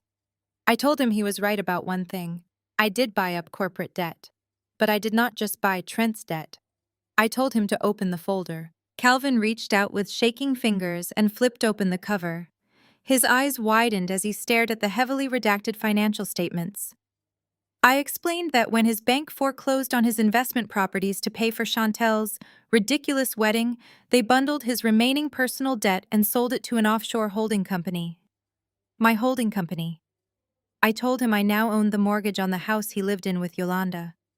I owned the loans on his luxury cars. I owned his entire existence. He stared at me, his mouth opening and closing soundlessly, as the reality of his total defeat finally registered. "You broke into my secure server, Calvin," I said, keeping my eyes locked on his pale face. "You just committed corporate espionage and attempted data theft. The moment you plugged in that drive, my system forwarded your location and biometric data directly to my private security team. If I press one button on my phone, you are going to federal prison for the rest of your natural life." His knees buckled and he slid down the front of the desk until he was sitting on the floor. He looked exactly like Trent had looked just a few days ago. He begged me not to make the call. He wept and said he would do anything I wanted. I reached into my pocket and pulled out a single sheet of paper and a pen. I told him he was going to sign a permanent restraining order against himself and Yolanda. They were never going to come within 500 feet of Grandpa Elijah or this brownstone ever again. I told him to sign the paper right now, or the police would be coming through the front door in exactly 3 minutes. Calvin stared at the paper as if it were a death warrant. His hands shook violently as he picked up the pen and scribbled his signature across the bottom line. He did not say another word. He just scrambled up from the floor and bolted out of my office, stumbling down the hallway like a frightened child. I watched the front door click shut behind him and then calmly locked my server room. My father was officially neutralized, but a dying snake still has fangs. Trent had spent his entire life failing upwards. He was a mediocre man, born into old money who believed the rules of consequence simply did not apply to his demographic. Even after I gutted his firm and exposed his complete lack of business acumen, he thought he could use his country club connections to force me into a corner. 3 days later, my legal department notified me that Trent had filed an aggressive antitrust lawsuit against my holding company. He had convinced a sympathetic judge who regularly golfed with his father to fast-track an arbitration hearing. His goal was entirely transparent. He wanted to tie my assets up in years of expensive litigation, hoping I would eventually offer him a massive cash settlement just to make him go away. He truly believed he could bully me out of the very empire I had built, while he was busy spending money he did not actually have. The arbitration meeting was set for a Tuesday morning in a sterile, glass-walled boardroom at one of the most prestigious law firms in Manhattan. Trent arrived early. My team told me he was pacing the room, puffing out his chest and joking with his 3 gray-haired attorneys. They were the kind of men who wore custom $3,000 suits and sneered at anyone who did not share their exact pedigree. Trent was fully expecting me to walk into that room alone and intimidated. He expected a young black woman who had gotten lucky on a few real estate trades and was now completely out of her depth in the real corporate arena. He wanted to surround me with angry, shouting men and watch me fold under the pressure of their combined privilege. I did not walk in alone. When the heavy glass doors swung open, the laughter in the boardroom died instantly. I stepped into the room, flanked by 5 of the most ruthless, high-powered corporate litigators on the Eastern Seaboard. The lead counsel was a man named Arthur Sterling, a legal shark who had dismantled multinational monopolies for breakfast. I had retained his firm the moment Trent's desperate little lawsuit crossed my desk. Trent's smug smile vanished the second he recognized Sterling. His 3 expensive lawyers suddenly looked like they wanted to crawl under the mahogany table and hide.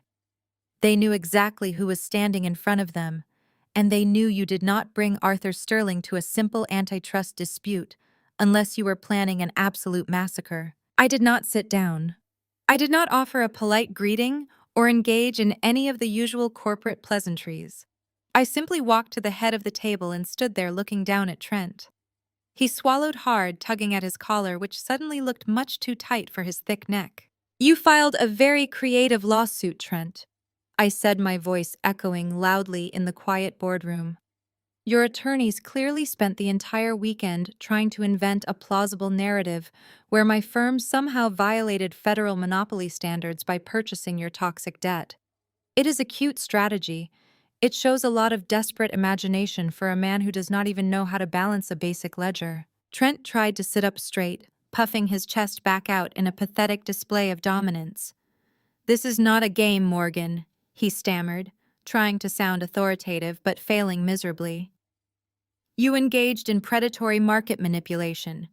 My legal team is fully prepared to take this all the way to a federal judge.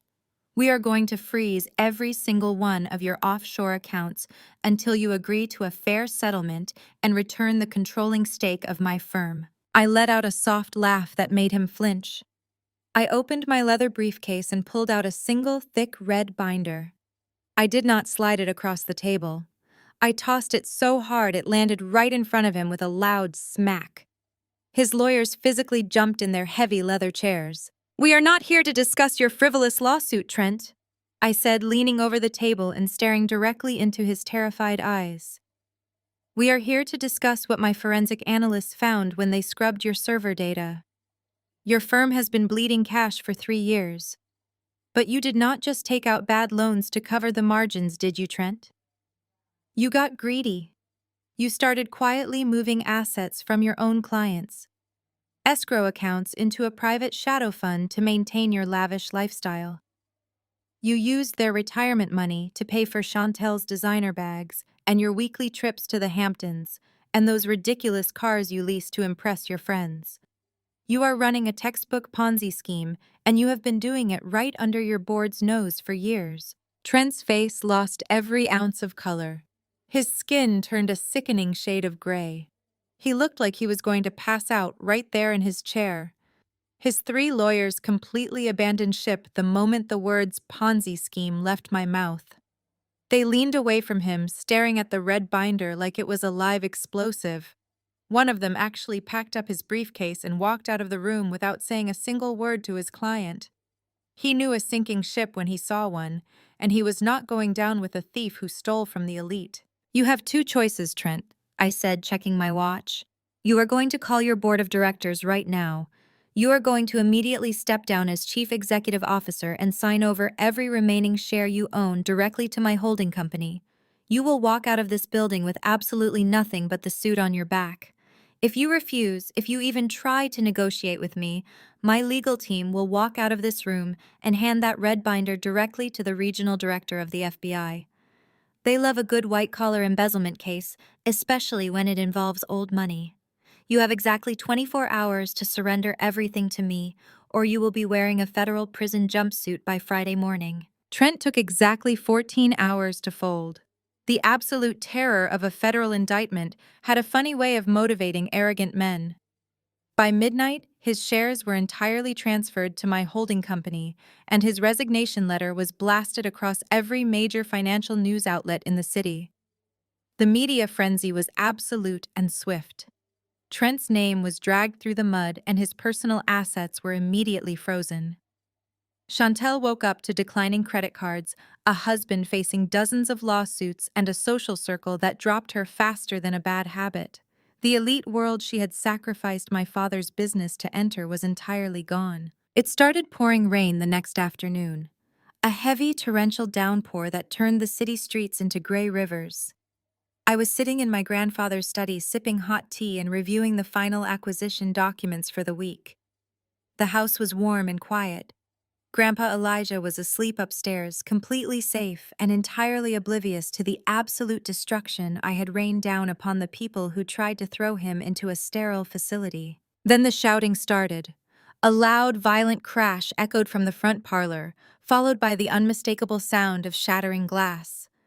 I did not panic. I calmly saved my documents, set my teacup down on the coaster, and walked out of the study. The heavy mahogany front doors had been thrown wide open, letting the violent storm blow directly into the grand foyer. Standing in the middle of the expensive Persian rug, dripping wet and shaking with absolute hysteria, was my sister.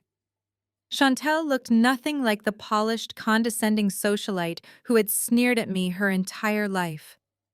She looked completely unhinged. Her expensive blonde highlights were matted flat to her skull by the rain.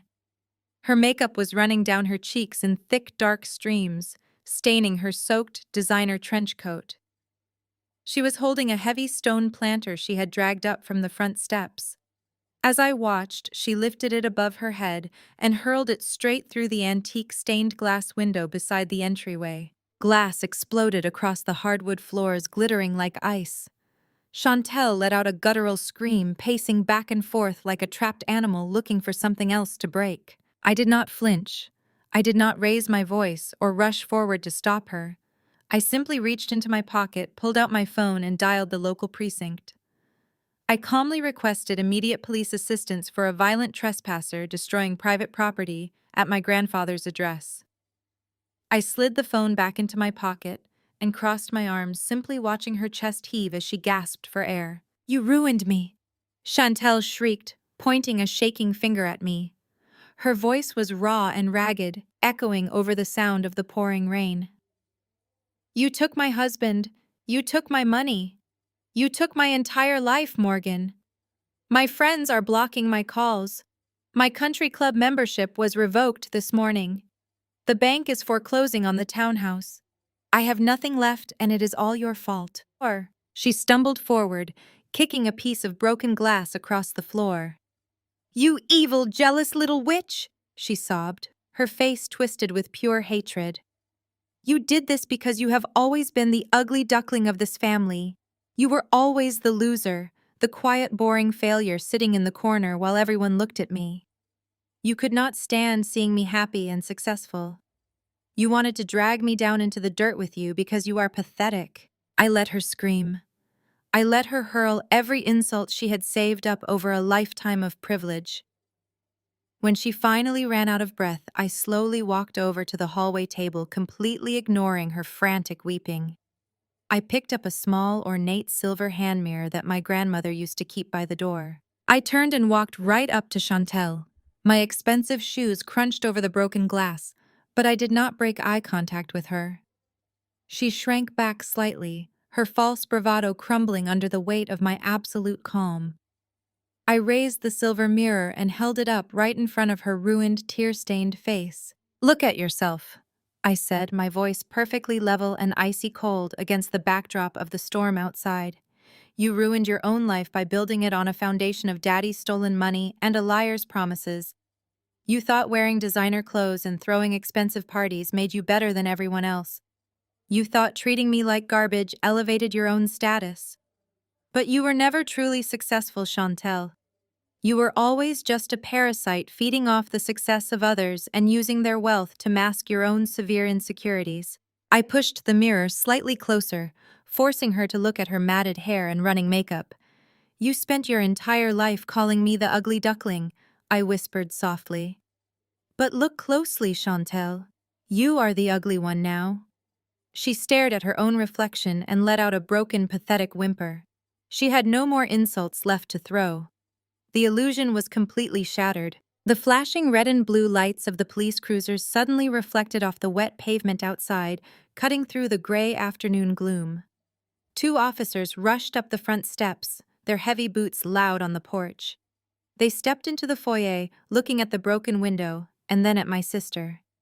Chantel just stood there, staring into the silver mirror, her hands trembling violently as the officers firmly grabbed her arms and read her rights. She did not fight them. She did not scream anymore. She just hung her head in absolute defeat as they escorted her out into the pouring rain, leaving her fake perfect life behind forever. The storm that washed Chantel away the day before had finally cleared, leaving the city streets bright and blindingly cold. It was Thursday morning, the day of the final legal reckoning. We were walking out of the federal courthouse in Lower Manhattan after finalizing the transfer of Trent's remaining assets and securing the permanent restraining orders against my father. I had my arm linked gently through my grandfather's. Elijah walked with a slow, steady pace, his wooden cane tapping rhythmically against the polished marble floors of the courthouse lobby. His eyes were sharper than they had been in years.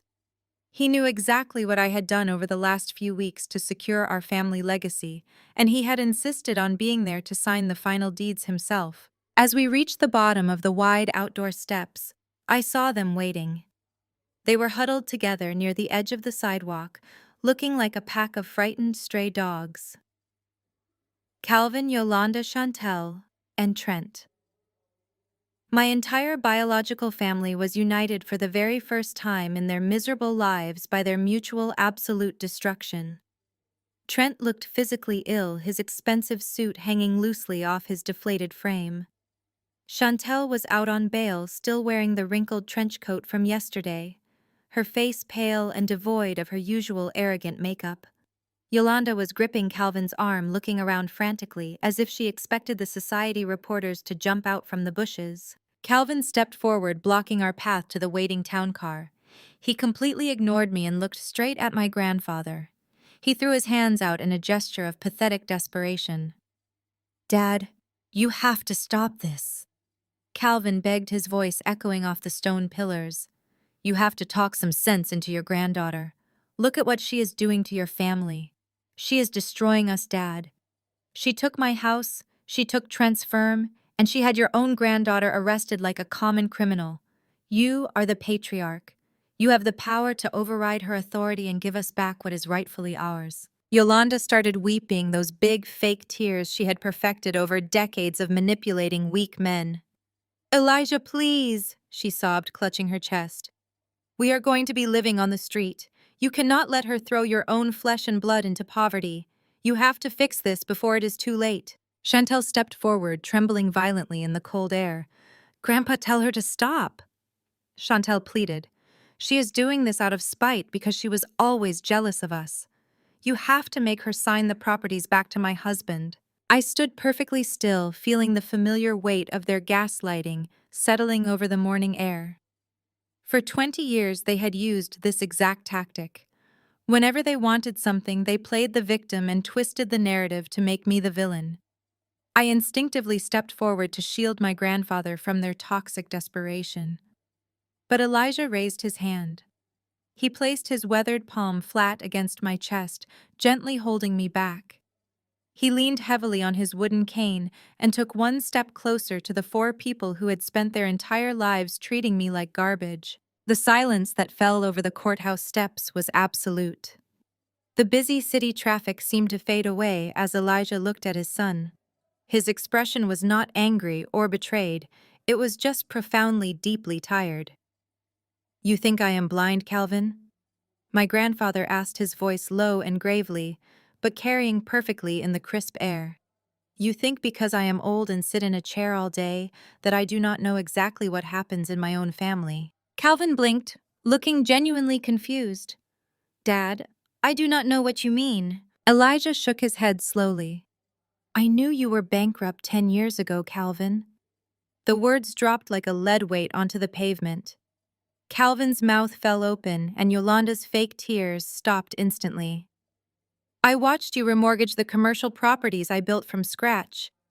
I watched you take out high-interest loans just to buy Yolanda those ridiculous sports cars and pay for Chantel's designer clothes.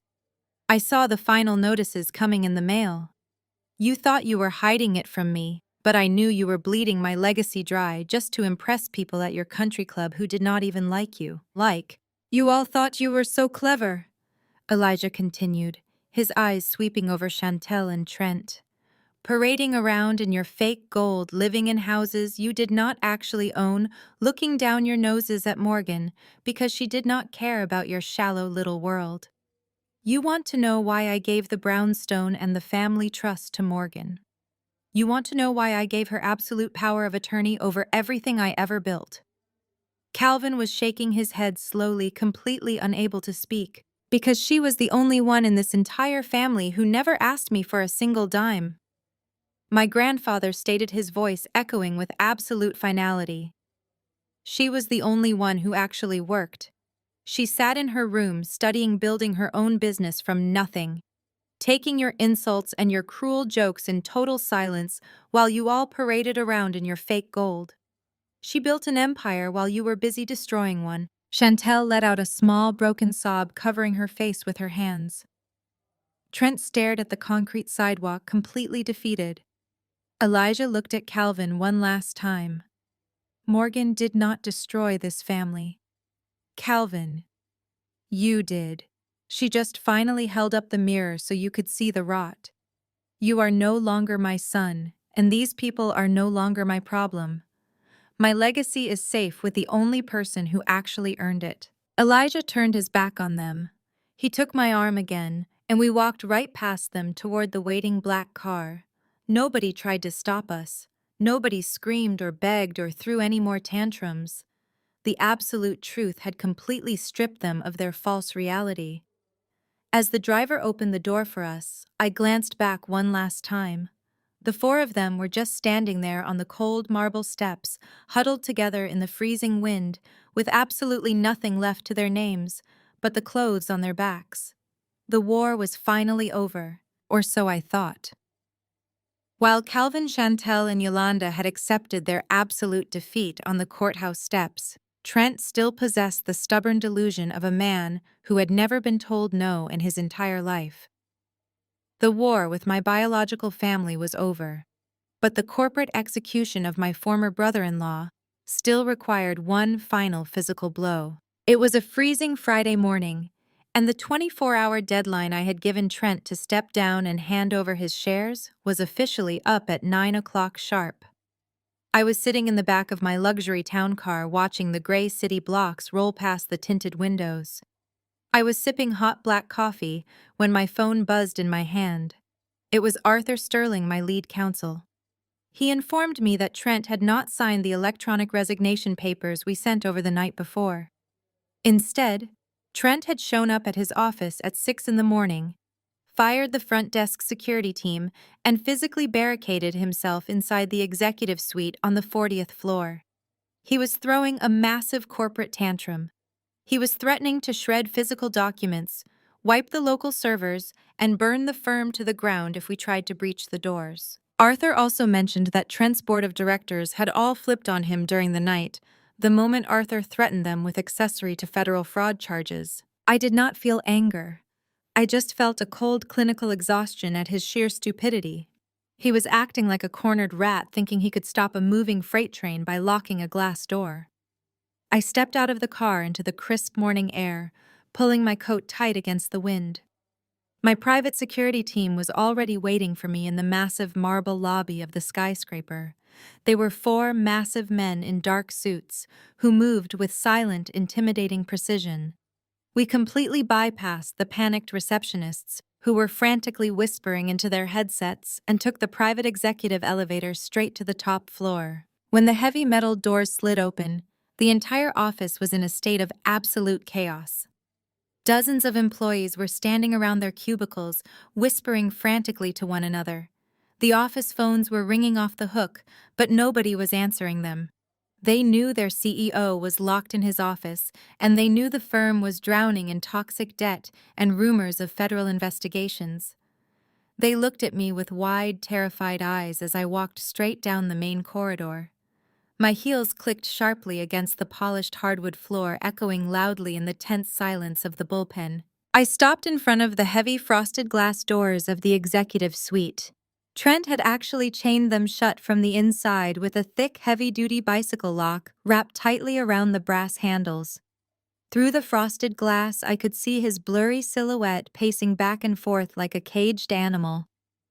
He was shouting muffled threats into his phone about calling his father's wealthy friends on Wall Street and having me blacklisted from every major commercial bank in the country. I gestured to the head of my security team. He did not hesitate or ask for permission. He pulled a heavy tactical bolt cutter from his jacket and snapped the thick metal chain in 2 seconds flat. The heavy lock clattered to the floor with a loud metallic crash, and I pushed the glass doors wide open. Trent spun around, dropping his cell phone on the floor. His face was flushed a dangerous dark red, and he was sweating profusely, staining the collar of his expensive custom-tailored shirt. He had completely lost his mind. The executive office was an absolute disaster. Confidential client files and financial portfolios were scattered across the expensive Persian rug. His dual computer monitors were ripped out of the wall and thrown carelessly onto a white leather sofa. He had been desperately trying to destroy physical evidence of his massive embezzlement. But he was too stupid to realize I already had pristine digital copies of every single fraudulent transaction he had ever made, stored on my secure servers. What part of stepping down quietly did you not understand? Trent? I asked, stepping smoothly over a pile of shredded vendor contracts.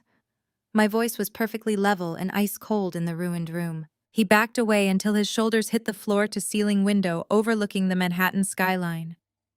"You cannot do this!" he screamed, his voice cracking with raw panic and impotent rage. "I am the chief executive officer. My name is on the front of this building. You are just a bottom-feeding vulture.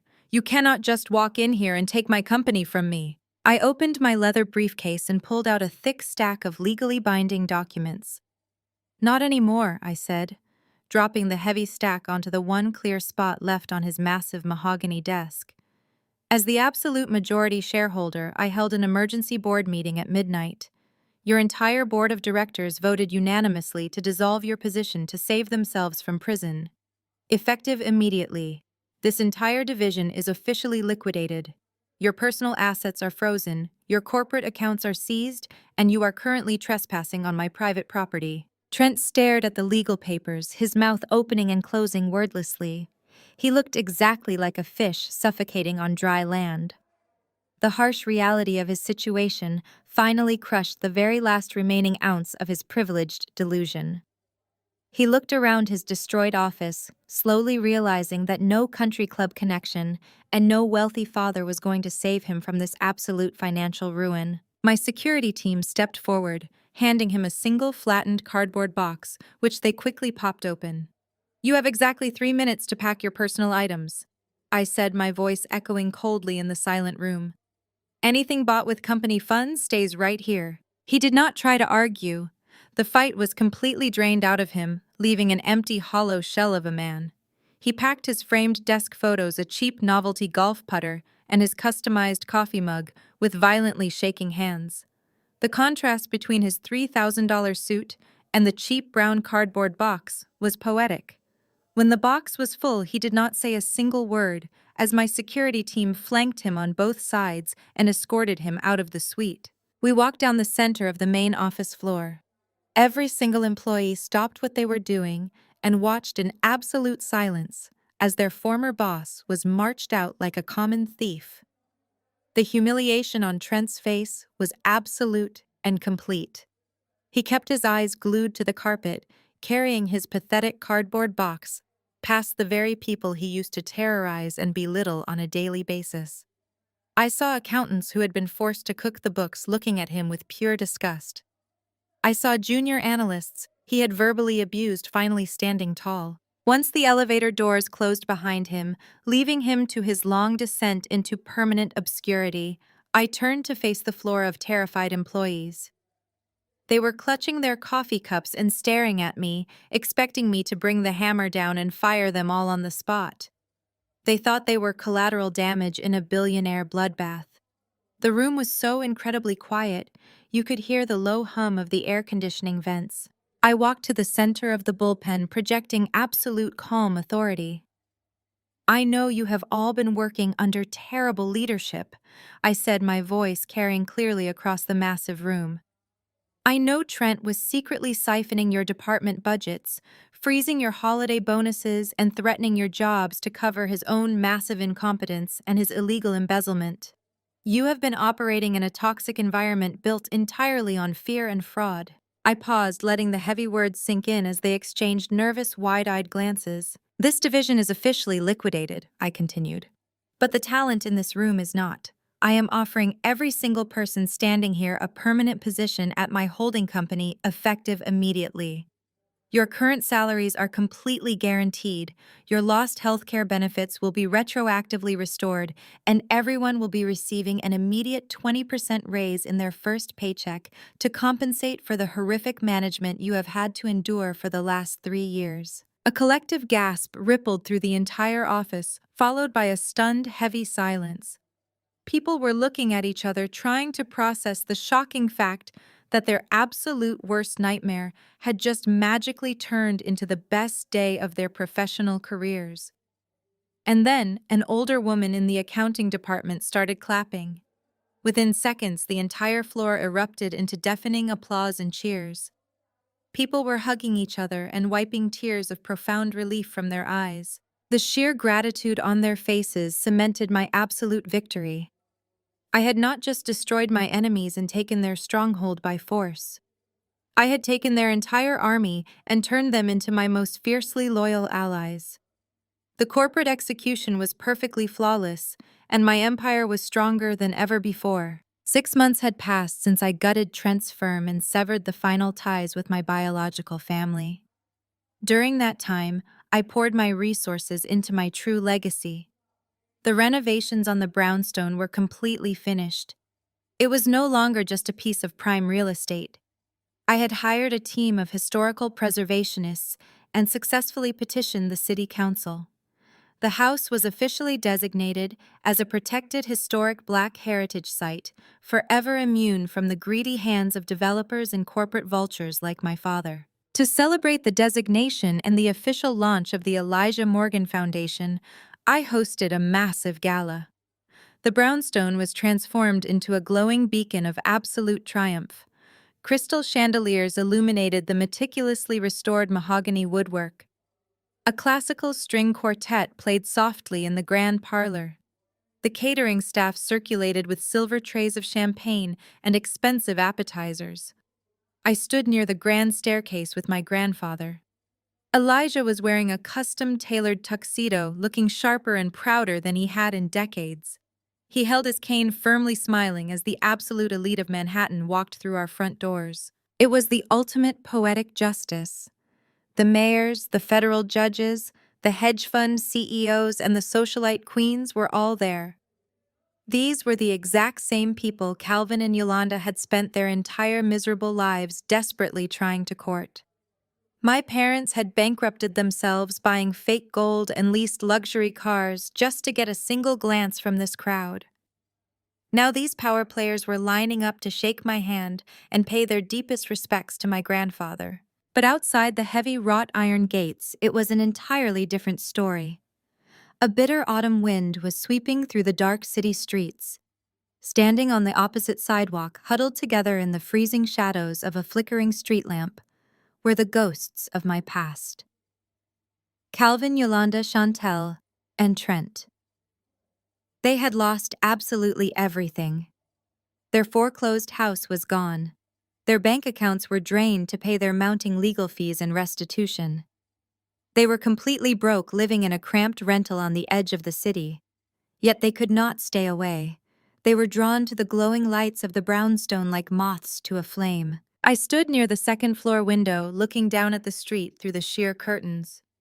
The contrast was almost hard to comprehend. Inside, there was warmth, wealth, and absolute respect. Outside in the cold gutter stood 4 people who had thrown it all away out of pure greed and spite.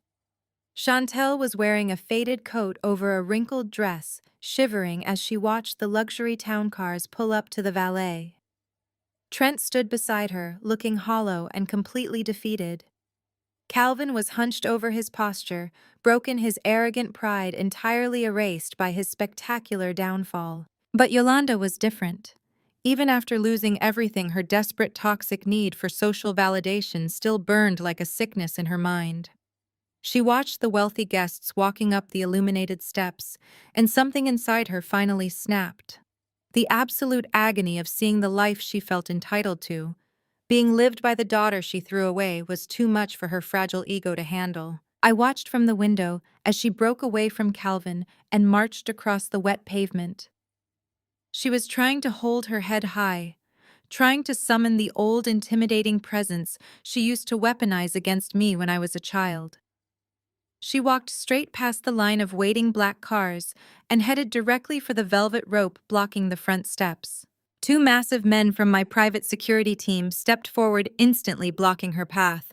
They stood shoulder to shoulder, forming an impenetrable wall of dark suits and absolute authority. Yolanda did not stop. She tried to push her way past them, acting like she was the lady of the house returning to her rightful throne. The lead security guard placed a heavy hand on her shoulder, stopping her dead in her tracks. Yolanda lost whatever shred of dignity she had left. She started screaming right there on the sidewalk. Her voice echoed over the sound of the wind and the idling car engines. She pointed a shaking finger at the glowing windows of the brownstone and yelled that this was her house. She demanded to be let inside immediately.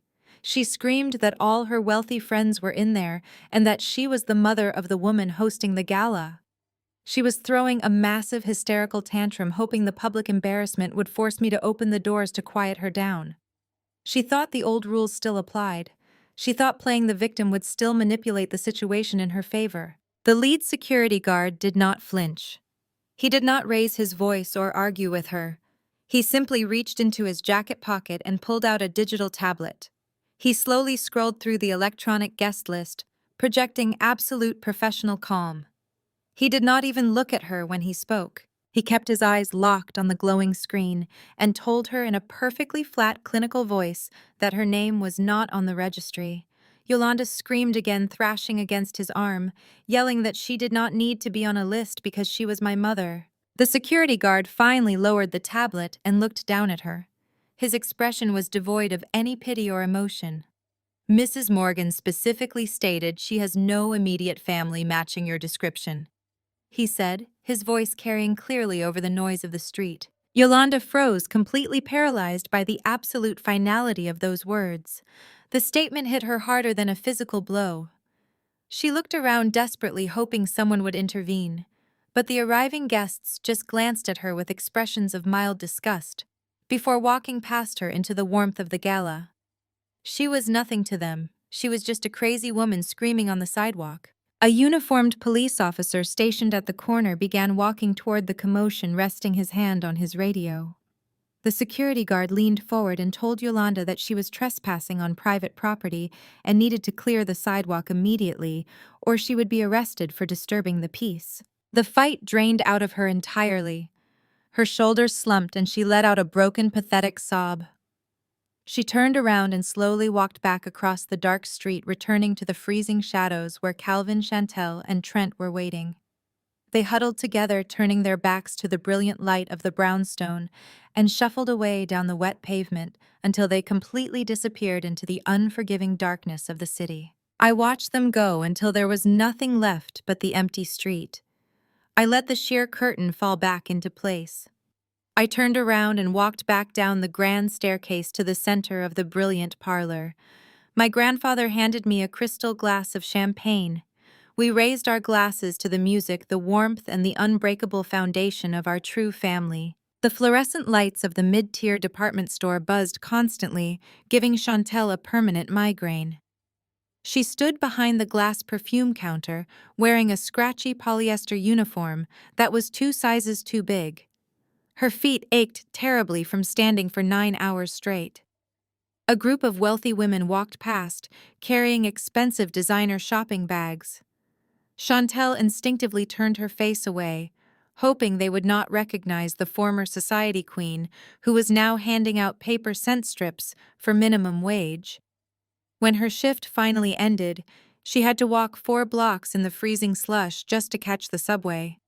She sat on the sticky plastic seat of the train car, staring down at her bare hands. The massive diamond rings were long gone, sold to pay for her criminal defense lawyers. She was just another tired, broke commuter riding the train back to a miserable, cramped apartment. Trent was waiting for her in their dingy one-bedroom rental. He was sitting on a stained futon, drinking cheap domestic beer and staring blankly at the peeling wallpaper. He had been rejected from his 14th job interview that week. The corporate world had completely blacklisted him. No reputable firm would ever hire a man caught embezzling millions and committing federal fraud. He had gone from managing vast portfolios and dining in 5-star steakhouses to counting pennies just to keep their electricity turned on. The crushing weight of their massive debt hung over them like a suffocating, heavy blanket. They spent their evenings arguing bitterly, blaming each other for their absolute downfall, while the cheap radiator clanked and hissed in the corner of the small, dark room. Across the city, Calvin and Yolanda were living their own personal nightmare. The elite social circles they had sacrificed their souls to join had completely erased them from existence. Yolanda tried to attend a charity luncheon she used to chair, but the organizers had security turn her away at the door. Now she spent her days wearing oversized sunglasses and wandering the narrow aisles of discount grocery stores. She carefully calculated the price of canned goods, terrified that her debit card might decline at the register. One afternoon, she bumped into an old country club friend near the frozen food section. The woman took one look at Yolanda's cheap off-brand shoes and literally turned her shopping cart around, walking briskly in the opposite direction without saying a single word. Calvin was completely broken. The man who used to terrorize boardrooms and demand absolute respect now spent his days arguing with his abrasive landlord over late rent payments. He realized too late that his power was an illusion built entirely on his father's money. Without the stolen wealth, he was just an angry, bitter old man that nobody cared about. They had become total social pariahs, trapped in the exact same impoverished lifestyle they used to viciously mock other people for enduring. The poetic justice of their permanent exile was absolute and deeply satisfying. Meanwhile, miles away from their misery, life inside the historic brownstone was a masterpiece of uninterrupted tranquility. It was a quiet Sunday evening. The heavy mahogany front doors were locked tight, securing our fortress against the outside world. A warm fire crackled happily in the grand brick fireplace of the main parlor, casting a rich golden glow over the restored antique furniture and the thick Persian rugs. The house smelled faintly of cedarwood and expensive tea. I was sitting comfortably on the plush velvet sofa with my sleek silver laptop resting on my knees. Across from me, sitting in his favorite worn leather armchair, was Grandpa Elijah. He was sipping a cup of hot chamomile tea, watching the dancing flames with a look of profound, absolute peace on his weathered face. The dark, heavy circles under his eyes were completely gone. He no longer looked like a tired man waiting for his own family to destroy him. He looked like a king resting comfortably in his castle, knowing his legacy was finally secure. I looked down at my glowing laptop screen. The final digital documents for the complete buyout of Trent's former assets were open in front of me. His liquidated corporate division had been entirely absorbed into my holding company. The employees I had saved were thriving under my leadership, bringing in record profits for the quarter. The very empire Trent and Calvin had tried to violently steal from me was now legally completely and permanently mine.